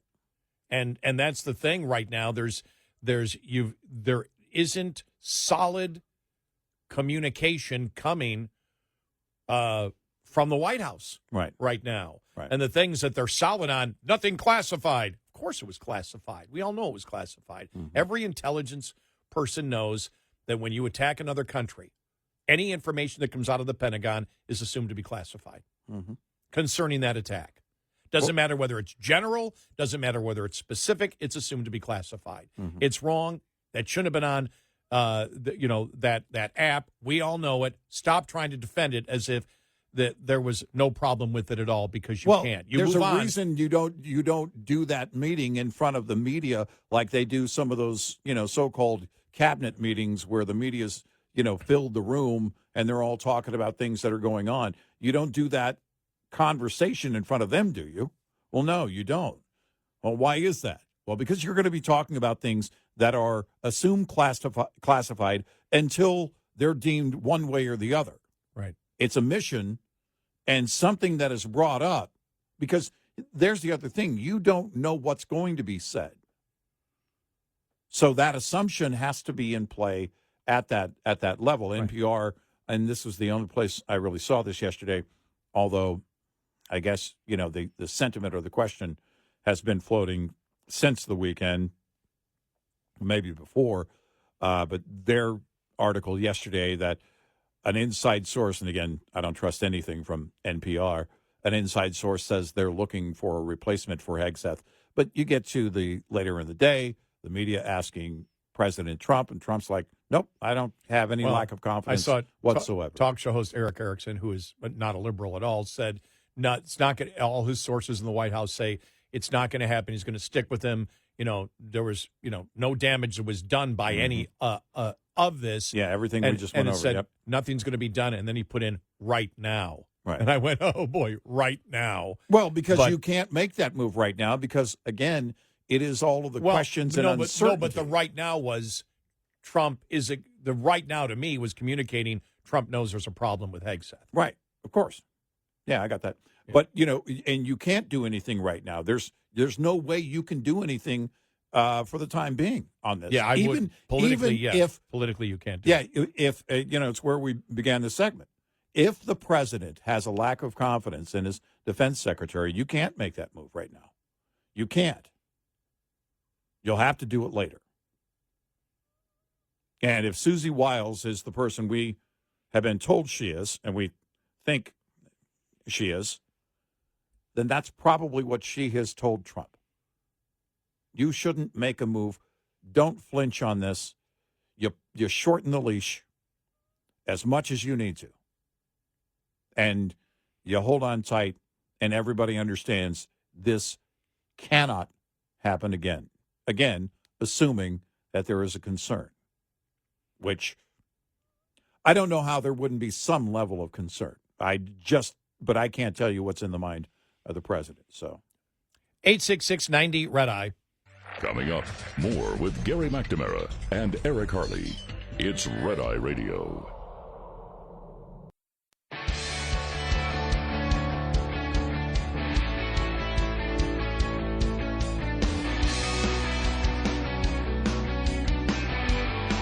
It's Red Eye Radio. He's Eric Harley, and I'm Gary McNamara. Welcome and good morning. Yeah, so those are the challenges that we just stated in the last segment that the Trump administration has. But it's going to be interesting to see what happens if they don't get a deal done. I mean, because there is no indication that they're close to any deal with any major country. Right. Yeah. And when they keep saying, well, we're going to get a deal, that's fine. But you see the call, especially yesterday, I saw more on social media and in conservative publications saying, New York Post seems to be obsessed with it. He's got to get some deals done. Mm-hmm. Otherwise, the uncertainty continues day in and day out, and you just can't continue on that. And then there were a lot of people that said Trump just told the markets that he's expecting problems with growth. Mm-hmm. He said it. Remember, we had said last week when he was talking about and going after Powell, he was talking about the economy is great and everything else. We need to lower rates. All of a sudden, the message changed. The economy isn't so great. There's going to be problems. You need to lower the rates. Right. Market's going to react to that. Right. And they did yesterday. So we'll see. They were up. I saw they were up in overnight trading, but I haven't checked in the last hour or so. Mm-hmm. So I don't know where they are right now. I did go to the Babylon Bee, though, for some headlines. Mm-hmm. So, China warns, this is the Babylon Bee, again, Mad Magazine for adults. Yeah, pretty much. And understand they're a Christian parody group.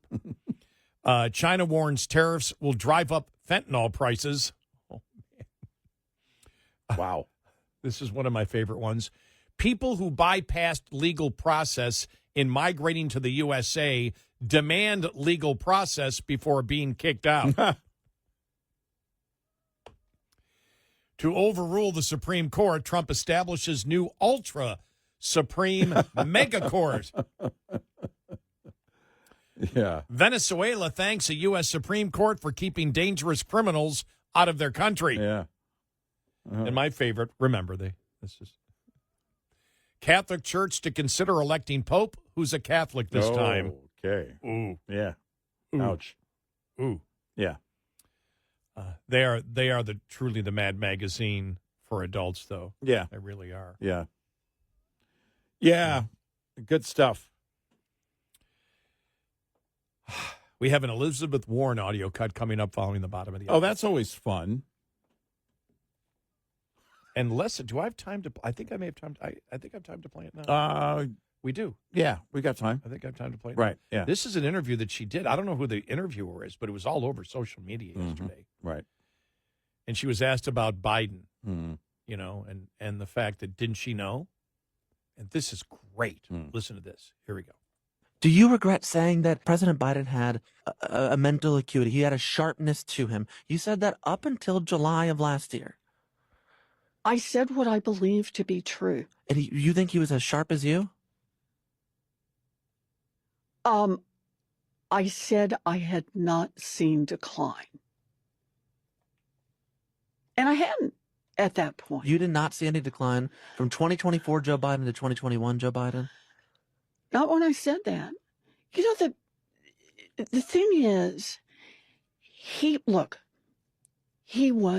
sharp. He was on his feet. I saw him.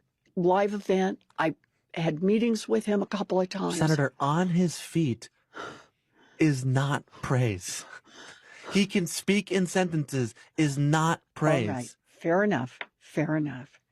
Look, the question is, what are we going to do now? Yeah, that's the question. Right. Wow. That was so horrible. I know. That was so horrible. You lied. Oh, my gosh. You yeah. lied. And you're horrible at lying. Yes. Wow. I like that. And you're horrible at lying.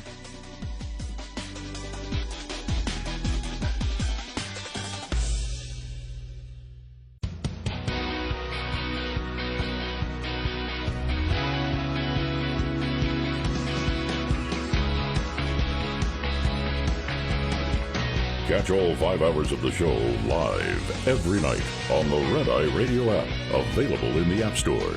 Red Eye Radio. And he's Eric Harley, and I'm Gary McNamara. All right, reading this story here. All right. A Southern California mayor says he wants to eliminate his city's homeless positions. His city's homeless population by giving them all the fentanyl they want. A controversial comment. You think?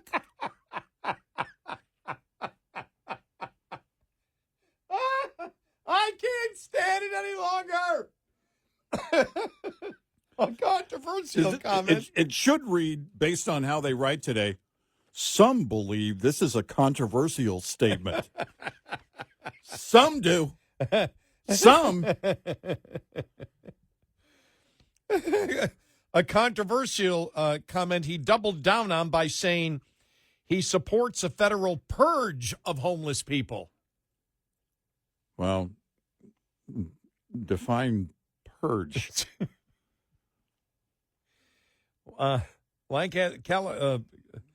Lancaster, California Mayor R. Rex Paris, a Republican, made the comments during a city council meeting on February 25th when a resident questioned him about the city's plan to address the homeless crisis by enclosing the homeless population in a single encampment in an abandoned golf course near a residential neighborhood. Quote, what I want to do is give them free fentanyl. That's all I want to do. I would give them all the fentanyl they want, he reiterated. The resident replied that the mayor's approach, quote, was not kind, end of quote. Is this the Babylon Bee? Am I really reading this? Is this really a true story? The mayor is now facing a recall effort. Well, yeah.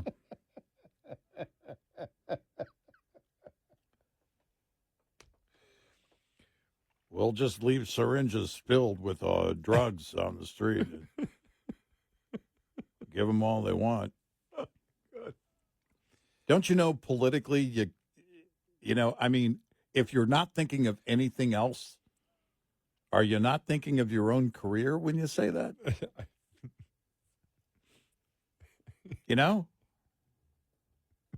Wow. Oh, my gosh. I guess my laughter is coming from the way it was written to be, a controversial comment, and then the president response, well, that was not kind. Hey, that's not nice. Again, we reiterate on the show. We're against murder. We're against murder. Oh, I guess we have to up it now. We're against homeless murder. We're against homeless murder, yes. Which also, by our definition, call us crazy, is part of the whole murder umbrella. Yes, I would. But we have to clarify it to also include that part of the population. Yes, it's all inclusive. Some may find what we say controversial, and to be let it known, because he said I would give them. If you give someone fentanyl and they die, you could be charged with murder. All the fentanyl they want. Yes, you could be charged, even though they make the decision to take it. If you give it to them and they die, yeah, there would be criminal charges in all likelihood if you did that. So, yeah. To sum it up, not a solution to the homeless problem. Wow. I got the solution. Fentanyl genocide. My gosh. And then the response is, that's not very nice. That's not good. Wow. He told Fox 11 last Friday in his city that he has no regrets about his remarks and that he was referring to homeless criminals who refused to seek help.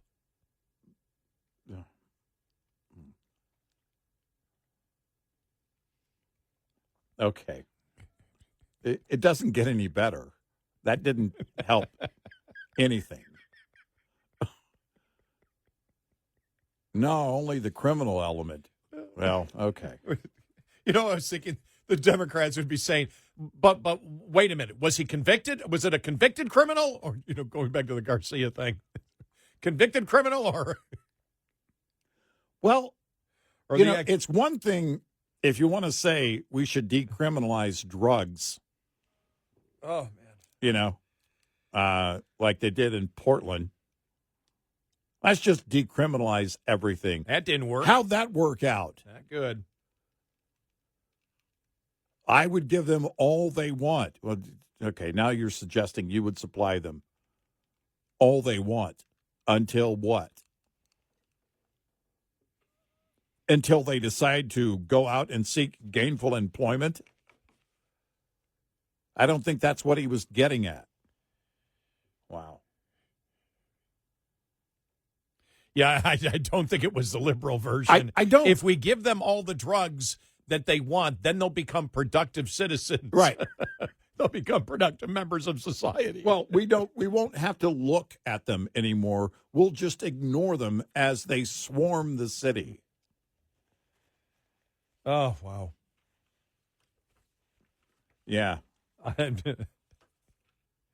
And the next story up, a concert promoter involved in organizing the Coachella Valley Music and Arts Festival in California, was reportedly blindsided by anti-Israel rhetoric put out by a rock band that performed at the event.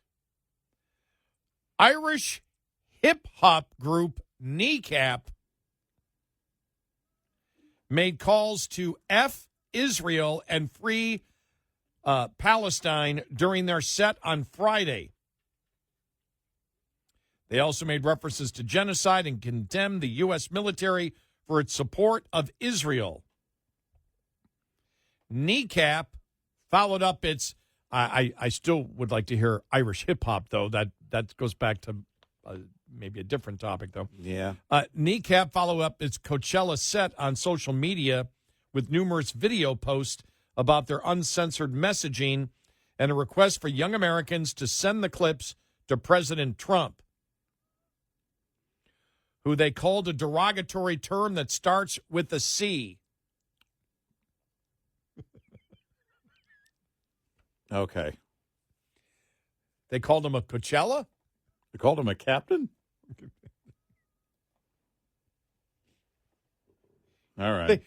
These people think they're actually making an impact. You know, they really they No, just, they're making a difference in the world. Yeah. Selling one record at a time. Yeah. Kneecap claimed last week that they were censored after pushing anti-Margaret Thatcher chants. Wow. They went back that far? And other anti-Israel chants during their first show, which was reportedly cut off before their set ended. Okay. So they played last week, too, at Coachella, apparently. Mm. And I had seen, it was like a sign on the stage, and you could see, lights on the stage that said F, and it had the whole word Israel, Free Palestine. When I saw that over the weekend, somebody posted it on X, and I just thought it was AI because nobody else picked it up. Mm-hmm. I thought something like that would go viral. And it seemed to be somebody who was at the show who saw it and went, look at this. Mm. And then I searched to see if anybody was covering it. Nobody had it. And I thought, well, geez, that would go viral within 15 minutes, and everybody would be covering it. All of a sudden, it didn't happen until really yesterday afternoon where I saw the story. It's like, oh. I might have seen it Saturday. I'm not sure when I saw it. Yeah. Formed in Belfast, Northern Ireland in 2017, the band is notable as a politically charged group that typically calls for Ireland to sever ties with the British rule. Okay. However, Golden Voice, the company that promoted Coachella, was shocked by Kneecap's behavior after Jewish groups reached out to the company to address the anti-Israel remarks. The Hollywood Reporter cites insiders saying that the CEO was blindsided. Well, what about last week with the band, the Circle Jerks? The Circle Jerks, yes. Mm-hmm. Yeah. Weren't they promoting murder? Yeah. We need an army of Luigis. Yeah. They were promoting an army of Luigis. They were promoting murder. Right. And we said last week, where's the management? Where's the Coachella promoters?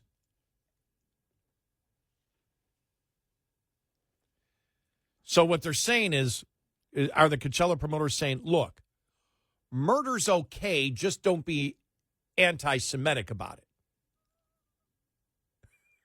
Yeah.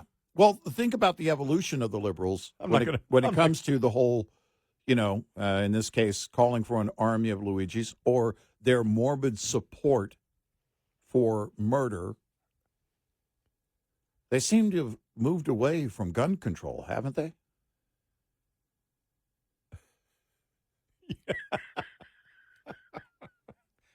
I didn't hear one thing about the liberals crying about gun control after the murder of Brian Thompson. Yeah, it's a great point. No. They're supporting That's a great point. the man suspected of the murder. Yep. And in this case, calling for an army of Luigis at Coachella, where thousands of liberals paid way too much money to see very highly overrated bands. Oh, my. I went to the YouTube page. Did you? I lasted, I went to a couple of stages, and I don't think I lasted more than 20 seconds on any stage. Yeah. I went, really? You pay for this? Right, yeah. You be in a crowd for this? Right. Wasn't good. No. No, but where are all the liberals out there saying, You can't call for an army of Luigis because we're calling for gun control. Yeah, you don't hear You that, didn't do you? see that. Yeah. Haven't seen that whole thing surrounding this morbid set of events. Wow. Yeah. But is that the message? You can murder, just don't be anti-Semitic from the promoters? I mean, Right. Where do you draw that line? And by the way, do you know what you're actually promoting?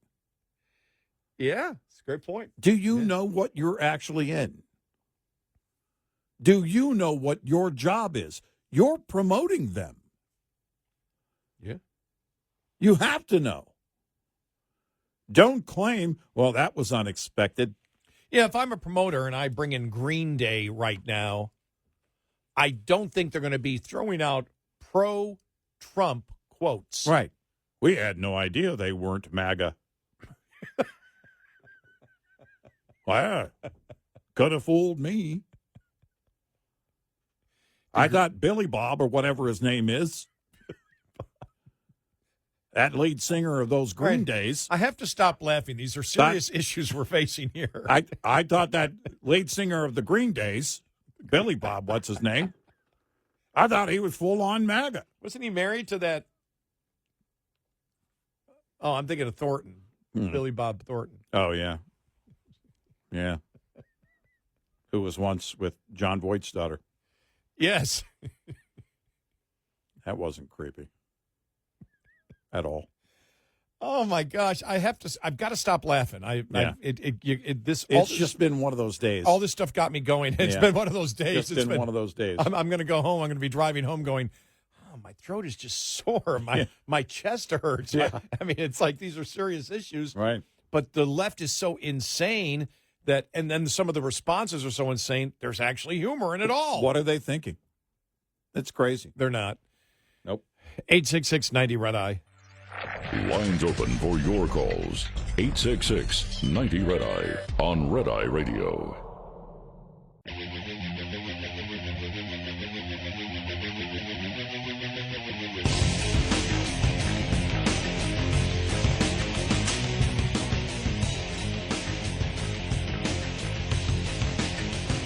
It's Red Eye Radio. He's our Carly, and I'm Gary McNamara. Did I slur through that? I swear I'm not drinking. I don't know.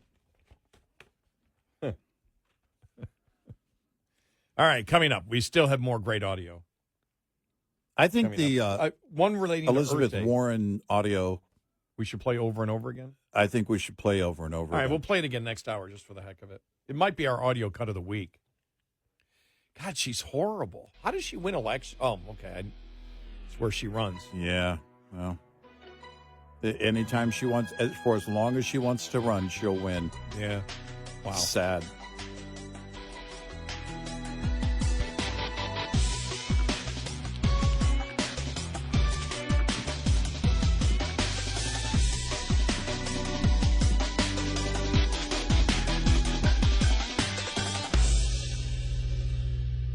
This is Red Eye Radio on Westwood One.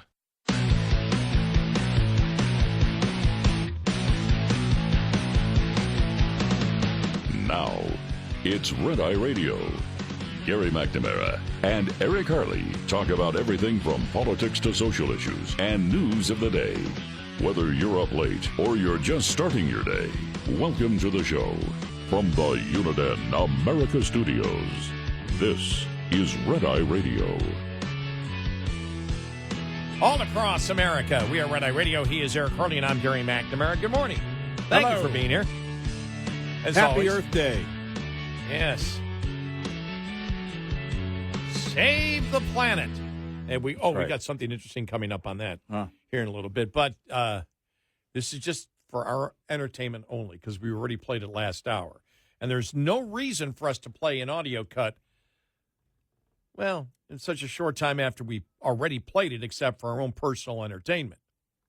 Well, right? We got to do come on. We want to also take into consideration those that may be just joining us. Yes. Because we think this is important information. Yes. It also is for our own enjoyment, and we would do it even if nobody were just joining us. Oh, man, the look on her face is the best. We played it last hour. This is Elizabeth Warren. Sorry, gosh, Elizabeth Warren being interviewed about Biden's cognitive problems, and this is just great because the pause that she has and her face, you can tell she's completely. You can hear her breathing here, and she gulps. She's in a corner. She doesn't know where to go. This is horrible. This is really bad. And I'll post it for you in just a second on X, but here it is. All right. Do you regret saying that President Biden had a mental acuity? He had a sharpness to him. You said that up until July of last year. I said what I believe to be true. And you think he was as sharp as you? I said I had not seen decline. And I hadn't at that point. You did not see any decline from 2024 Joe Biden to 2021 Joe Biden? Not when I said that. You know, the thing is, he was sharp. He was on his feet. I saw him. Live event. I had meetings with him a couple of times. Senator, on his feet is not praise. He can speak in sentences is not praise. All right. Fair enough. Fair enough. Look, the question is, what are we going to do now? Oh, no, that's not the question I have. That's not my question either. No.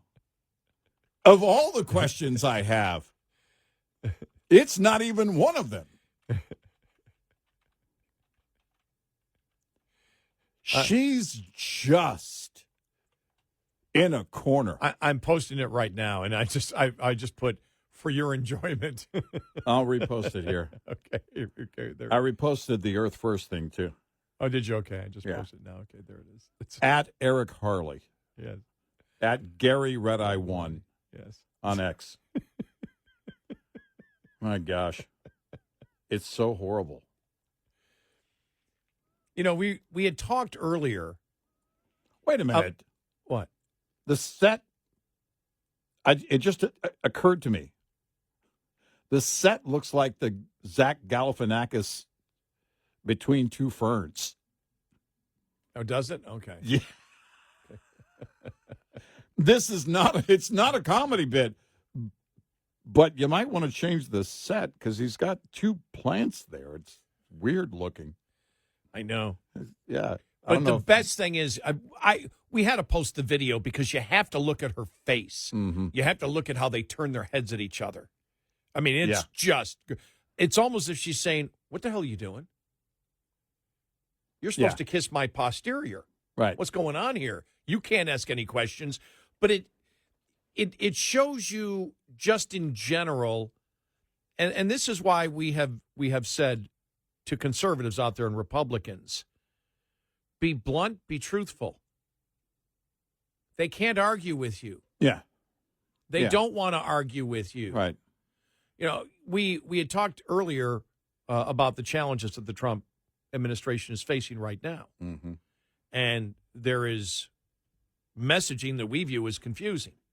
We don't know where the president wants to go on tariffs. Mm-hmm. We're not sure where the president is going to go with Russia, with what he said the other day, Russia and Ukraine. Not happy with what Witkoff has said, in the negotiations with Iran. But still with all those questions out there, and they're questions because none of them have come to a conclusion yet, so we don't know what's going to happen. But still, the Democrats are really leaving that alone.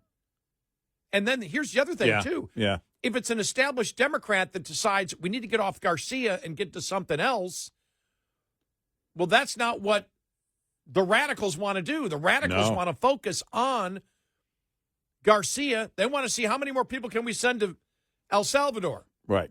How many Congress people will come down here? They just can't get off that.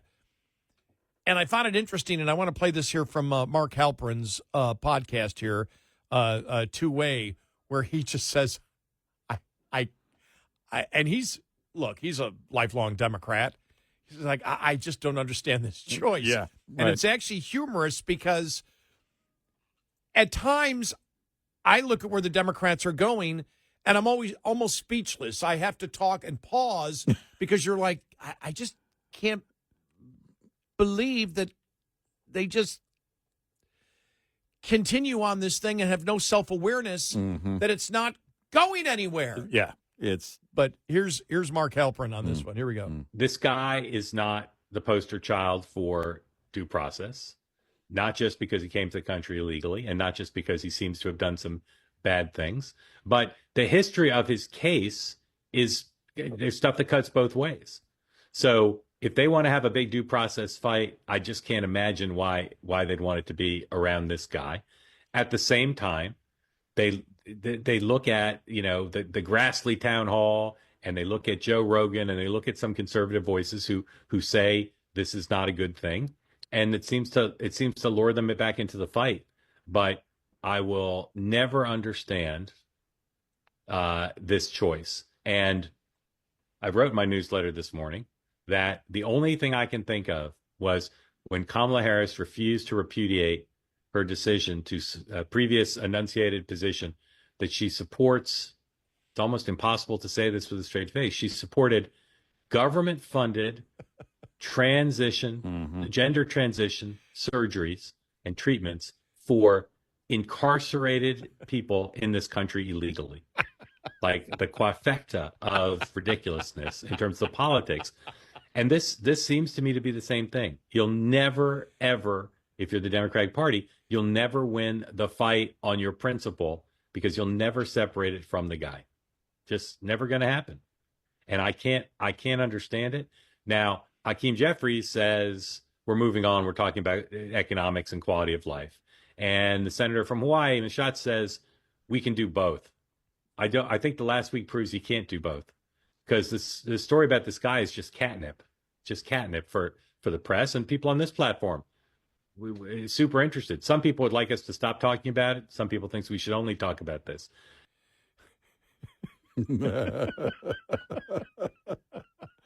But how do they not get themselves into a corner on everything every time? This is because for them to move on, they have to address the issues. For the Democrats to do anything, they actually have to get down to the issues. This is why one of the things that is of great concern is that if we don't get the economy in order and prices aren't coming down, by the time we reach the fall of this year and the winter, and then all of a sudden we're into the midterm season, Democrats will jump on that issue, the economy, which, by the way, they own the massive inflation. We all know that. It won't matter. They're going to jump on that. It'll be the first time they're talking seriously about any kind of real issue, but it will be on the issue. Now, their fix isn't going to fix the issue. Their fix is going to be give out more money, spend more, spend more, spend more. But they can't really otherwise get to the issues because for the radicals, how dare you look away from the issues? Look away from the agenda? That what they consider to be the issues are the liberal transgender movement. They want to reopen the border. Not only are they trying to reopen the border, they're trying to get gang members back to the U.S. that have been properly deported. How dare you? What was the headline from the Babylon Bee? The people who came here and ignored the due process. Here it is. People who bypassed the legal process in migrating to the USA demand legal process before being kicked out. Yeah. Oh. They need to remove that headline. Why? They call themselves a parody website.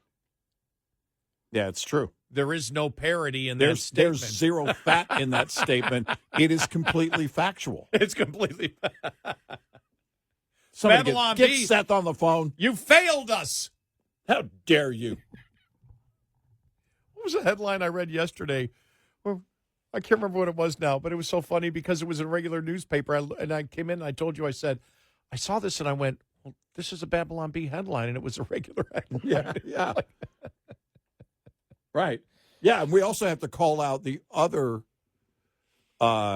news organizations who write something that looks like it was stolen from the Babylon Bee. And you have to laugh. But, they can't, that's the problem with the future of their party. This whole thing where, what did Kamala have that last poll? 27%? It was young people. It was young voters. Was she at 27? I think she was at 30-something. I think overall she was at 27, and then she was like 37 for young people, but 27 for all other Democrats. Oh, okay. Democrats combined. Okay. That doesn't say much. Well, I think what the concern should be, and the concerns with Republicans right now, we mentioned this earlier, and it's not even the White House not communicating, I believe, effectively on where they're going with Iran or Ukraine and Russia. Mm-hmm. It is prices. It is not knowing where we're going. I mean, it's the example of the president going after and calling Jerome Powell a loser, and he needs to do something or whatever to the market yesterday, and you saw how it went down. They viewed that as panic, and they viewed that as the president sending the message the economy is going downhill. So if the president is communicating that the economy is going downhill and prices start going up because of the tariffs, the concern from Republicans is we lose the midterm. If we lose the midterm, it's all over. Why? Because who's in charge at that point? Think about this now. We talk about who the leaders are of the Democratic Party right now. It's AOC, Bernie Sanders, and I'll say this. Now, I know called him David Hogg. I always thought it was David Hogue. I've heard Hogue, so. Yeah, I've heard Hogue. I heard David Hogg, and I'm like, hog like a pig? But David Hogue. And his point that he made, and he's making it on the Sunday morning news shows, we don't need to change on the issues at all. We just need to change the personalities attempting to sell it. Right. We're not marketing it correctly. We need to convince the American public that we need gun control across the country, that men can be women if they say so, that judging people by the groups that they're in and not individuals, identity politics, is a way to go, that anti-Semitism is cool, and that spending trillions more dollars and having a poorer economy is a way to go. Right. But they could win. Right. And remember, those would be the leaders of the Democratic Party. If Republicans lose in 26 and 28, it'll be more insane. The narrative will be more insane. They will view it as a victory. They'll look at a David Hogue and go, you're the leader of the Democratic Party now. You're the leader of the country. Yeah. You're the guy that got us to the point of when Republicans couldn't control prices increasing, you're the one that got us in power, and you're the one that's promoting, and now you've got a bunch of new personalities in there attempting to sell the American public the insanity of the radical left. That's a concern right now. Want to know the concern of Republicans in Congress? That's it right there. Yep. And they're at the edge of their seats right now. They may not say it. Every Republican member, congressperson and senator is concerned about that. Oh, yeah. Yep. They won't say it publicly. They're concerned. Yep. Well, because you also send the message to the markets when you're railing against Jerome Powell. And again, we're no fans of Jerome Powell either. No, we're not. No. But when you're railing against Jerome Powell, you're also telling the market you're not going to change anything of what you're doing, that he's basically the only one who can change what's going on with the economy, and what you're doing is going to remain in place. And that tells us that we're here to stay for a while on the tariff situation, and that's another reason the markets yesterday reacted the way they did. 866-90-RED-EYE. Brought to you by Hot Shot Secret. Hi, I'm Jen Loomis, a transport safety expert at J.J. Keller, and I'm here to share a tip on roadside inspections. Drivers must always be prepared for a roadside inspection. This means drivers should always have their personal, vehicle, and company credentials organized and ready, and having any shipment paperwork such as bills of lading or hazardous materials shipment emergency response information organized and ready for the inspection official. Just an FYI, the top 2 violations written against drivers every year, as well as during Operation Road Check, are log general form and manner and log not current.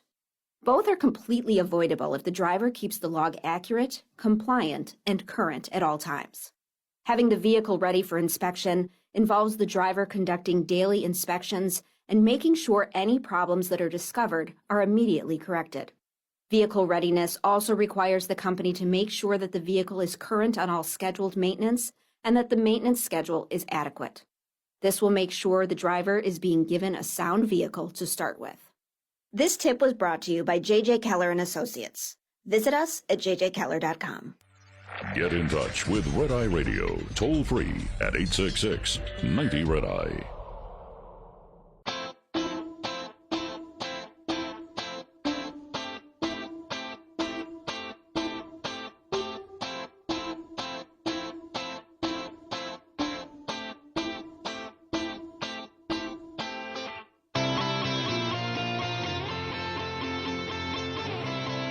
It's Red Eye Radio. He's Eric Harley, and I'm Gary McNamara. Welcome and good morning. We look at the situation, right now as to where we are, economically speaking. You and I both were looking at the 10-year and 30-year Treasury bills. The 30-year Treasury bill now up to 4.9% and rising overnight. The 10-year Treasury bill at 4.4%. We're getting to the numbers where we were a couple of weeks ago, where the president backed off. Yeah, on the massive tariffs. Economist Peter Schiff wrote, for years when the U.S. stocks went down, foreign stocks went down too. But tonight, most foreign stocks are up. Many are making new 52-week highs, despite the huge sell-off in U.S. stocks. That's because money is moving from U.S. stocks into non-U.S. stocks. This is the new normal. The markets are split, but they're not at all over, tonight. After the down market for the U.S. yesterday, not nearly as down as the U.S. markets were. Right. Some are up, some are down just a little bit. And that's true. And so you look at it and you say, is the panic, if the stock market goes down again this week, the NASDAQ and S&P 500 and the Dow go down, and it's down at the end of the week, another 1,000, and those interest rates are close to where they were, that's what I'm concerned about, that panic sets in at that point. Right. Because then what do? If you're losing that confidence in the bond markets more and more, and it seems nothing is working here, what are you going to do next?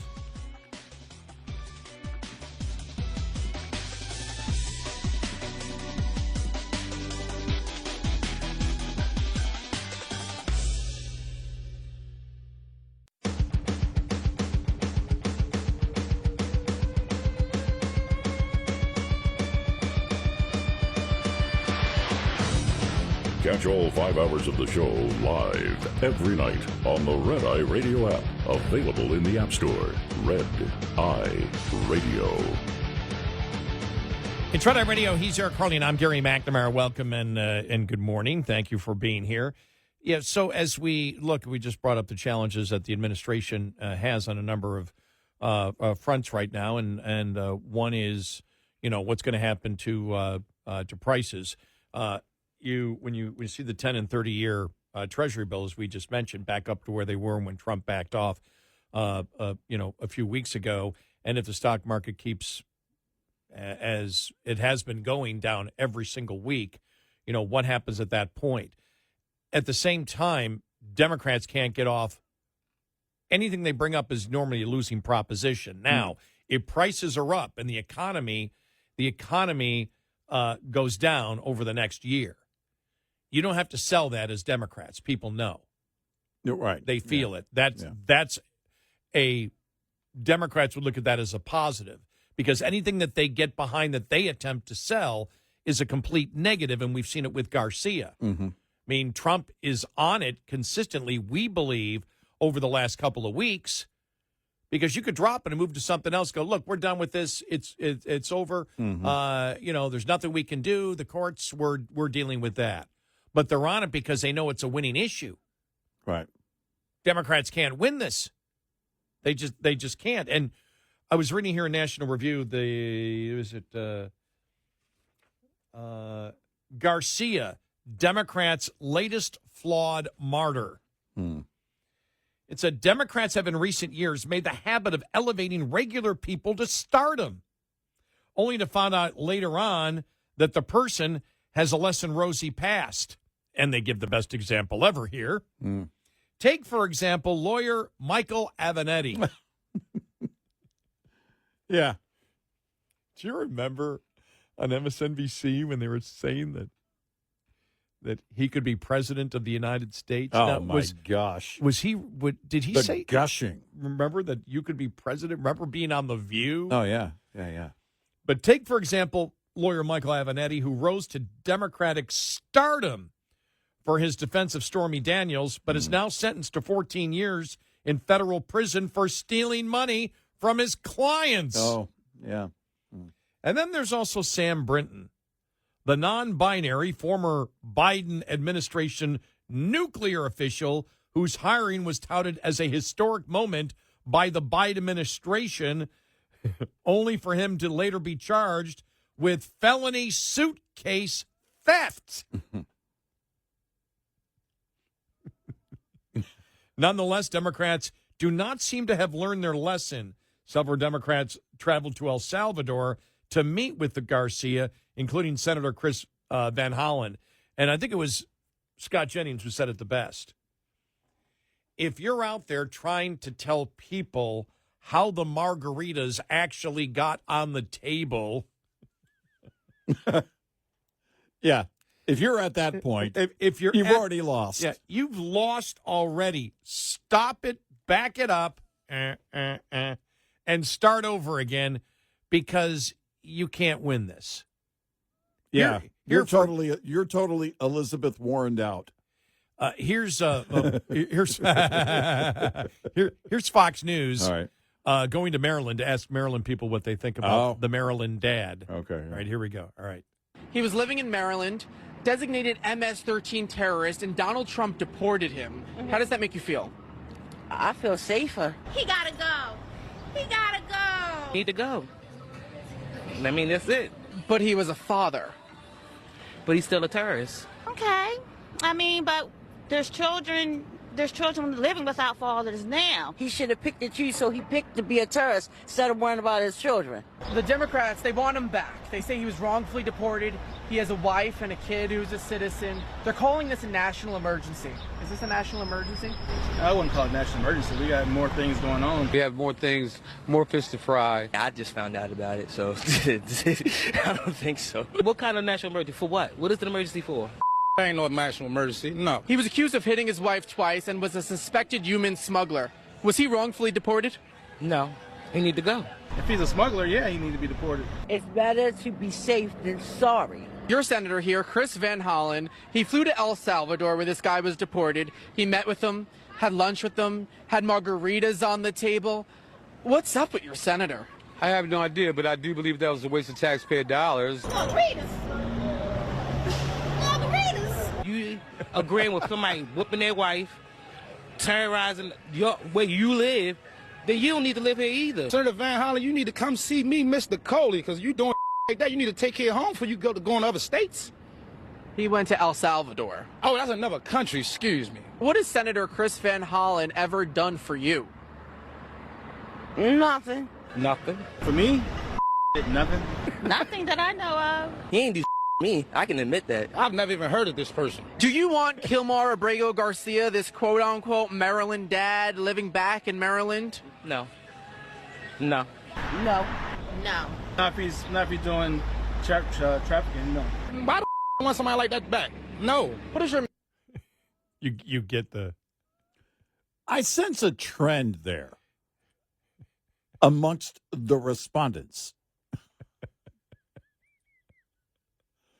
This is what we talk about when, I mean, I don't know if this is even an 80-20. This is a 99-1. You know, it's on something like this, you're just not going to get people when anybody with any rationale thinks about a situation like where we're at right now with this whole Garcia thing.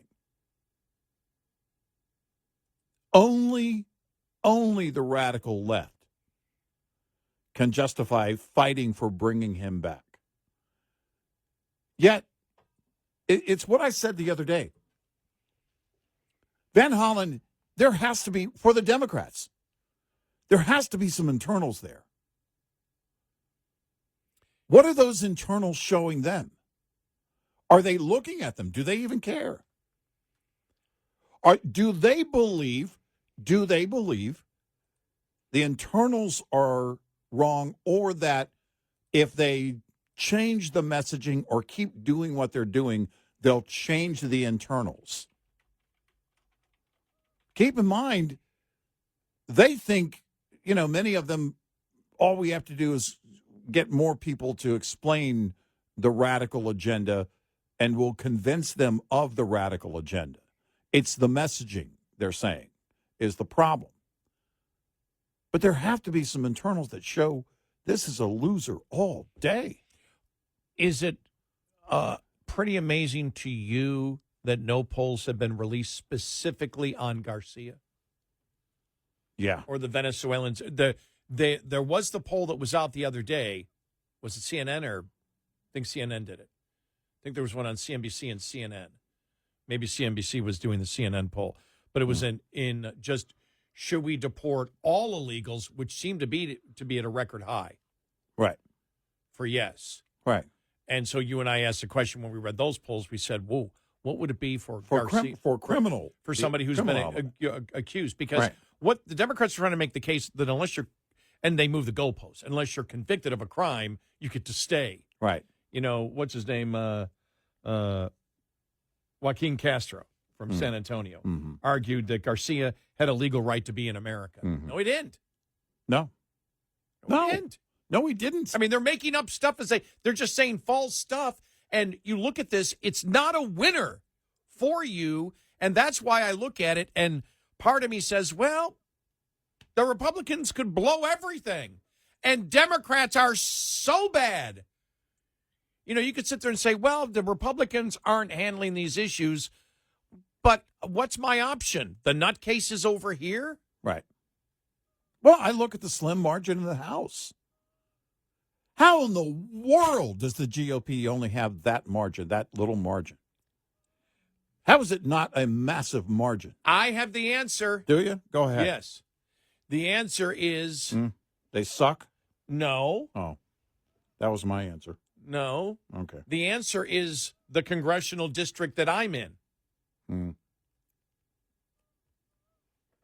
Gerrymandering. Yeah. You make the district safe. The reason that she won in the district I'm in, they added me when they redistricted in Texas.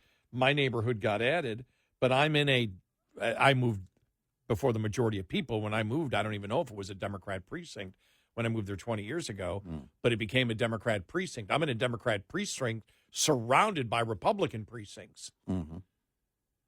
And my Democrat precinct went in her district. Right. And, and so she won because I've already got our listeners, why don't you run? She won 85% of the vote in the last. There wasn't even a Republican candidate. That's how blue it is. But what it does is it makes safe all the other congressional districts are guaranteed to be Republican. So if you can win, districts 2-1 by gerrymandering them, then you retain power. Right. You don't care about people like me. Well, there is that. But it's honestly, the GOP on the messaging, as big as it was, the comeback, the greatest political comeback in American history for Donald Trump. And the GOP still couldn't pull it together better than what they did. Oh, by the way, for people that don't know, I'm in Jasmine Crockett's the other leader, and she shot off her mouth about something the other day. Oh, she said Donald Trump is worse than an MS-13 member. So that's what it was. Okay. Yeah, I'm actually in Jasmine Crockett's congressional district, for people that don't know it. And the only reason is because of redistricting in Texas. I used to be in a Republican district. But since I'm in a Democrat precinct, they added that in to make other Republican districts even safer. So she can win 85 to 15% in my district, but it makes it impossible for Democrats to win in other districts. Right. So the solution for the GOP is you need to move. 3 blocks. Yeah. 3 blocks over. I'd say move a little further out. What if there's based on what future redistricting might be? What if there's an earthquake? That moves your house 3 blocks? Could an earthquake? I like my house. Yeah. I like my pond in the backyard. I like where I live. I've been there for 18 and a half years now. Yeah. And I have no regrets, not one regret of moving there. Right. Except not one? Except for not the even one? No, I don't. I don't have. No. Outside of politically where okay. Right. What it became after I moved there. All right. So I was I said, I was one of the first people there, though, and then it really filled up quickly, the subdivisions. And so, yeah. But think about this. I live in a district. Now, my district alone, I think, my precinct is like 3-2 Democrat to Republican. It's not like the entire district. It would be, if you look at Jasmine Crockett winning 85 to 15, and there was a Libertarian candidate. There wasn't even a Republican candidate for Congress in my district last election. And when my city, I know people are going to say, where do you live, Gary? When my city finally approved alcohol sales just a few years ago. Yeah, I still don't have that. Absolute outrage from all the young people. So the majority are Democrat, and they're screaming that there's a liquor store, that liquor is now allowed to be sold in our area. Right. Absolute outrage. We don't need liquor stores here. Get them out. Texas is a different animal. Yeah. Well, I mean, they had enough votes to get it done, right? It was proposed, right? Yeah, but no, there was like 5% of the electorate voted for it. I mean, nobody came out for the vote. So, yeah. It was right before COVID had happened. Well, that was good because then there was a liquor store right near us for COVID. Because liquor cures COVID. We all know that. Yes, exactly. Well, that's why it was necessary to keep liquor stores open. Right. That's what actually cured. That's the real cure. I've never got COVID. I've been drunk the entire time. Right. 866-90-RED-EYE. We'll be right back with more Red Eye Radio with Eric Harley and Gary McNamara.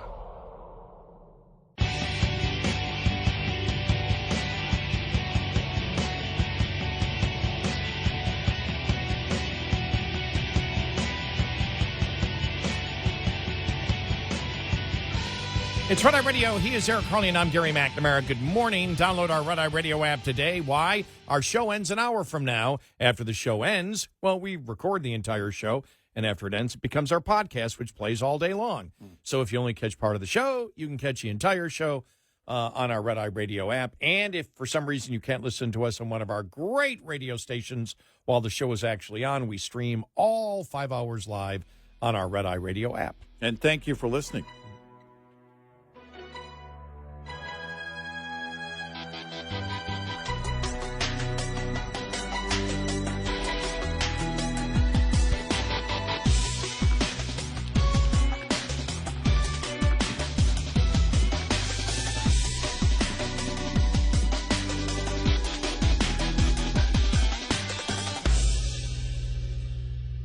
This is Red Eye Radio on Westwood One.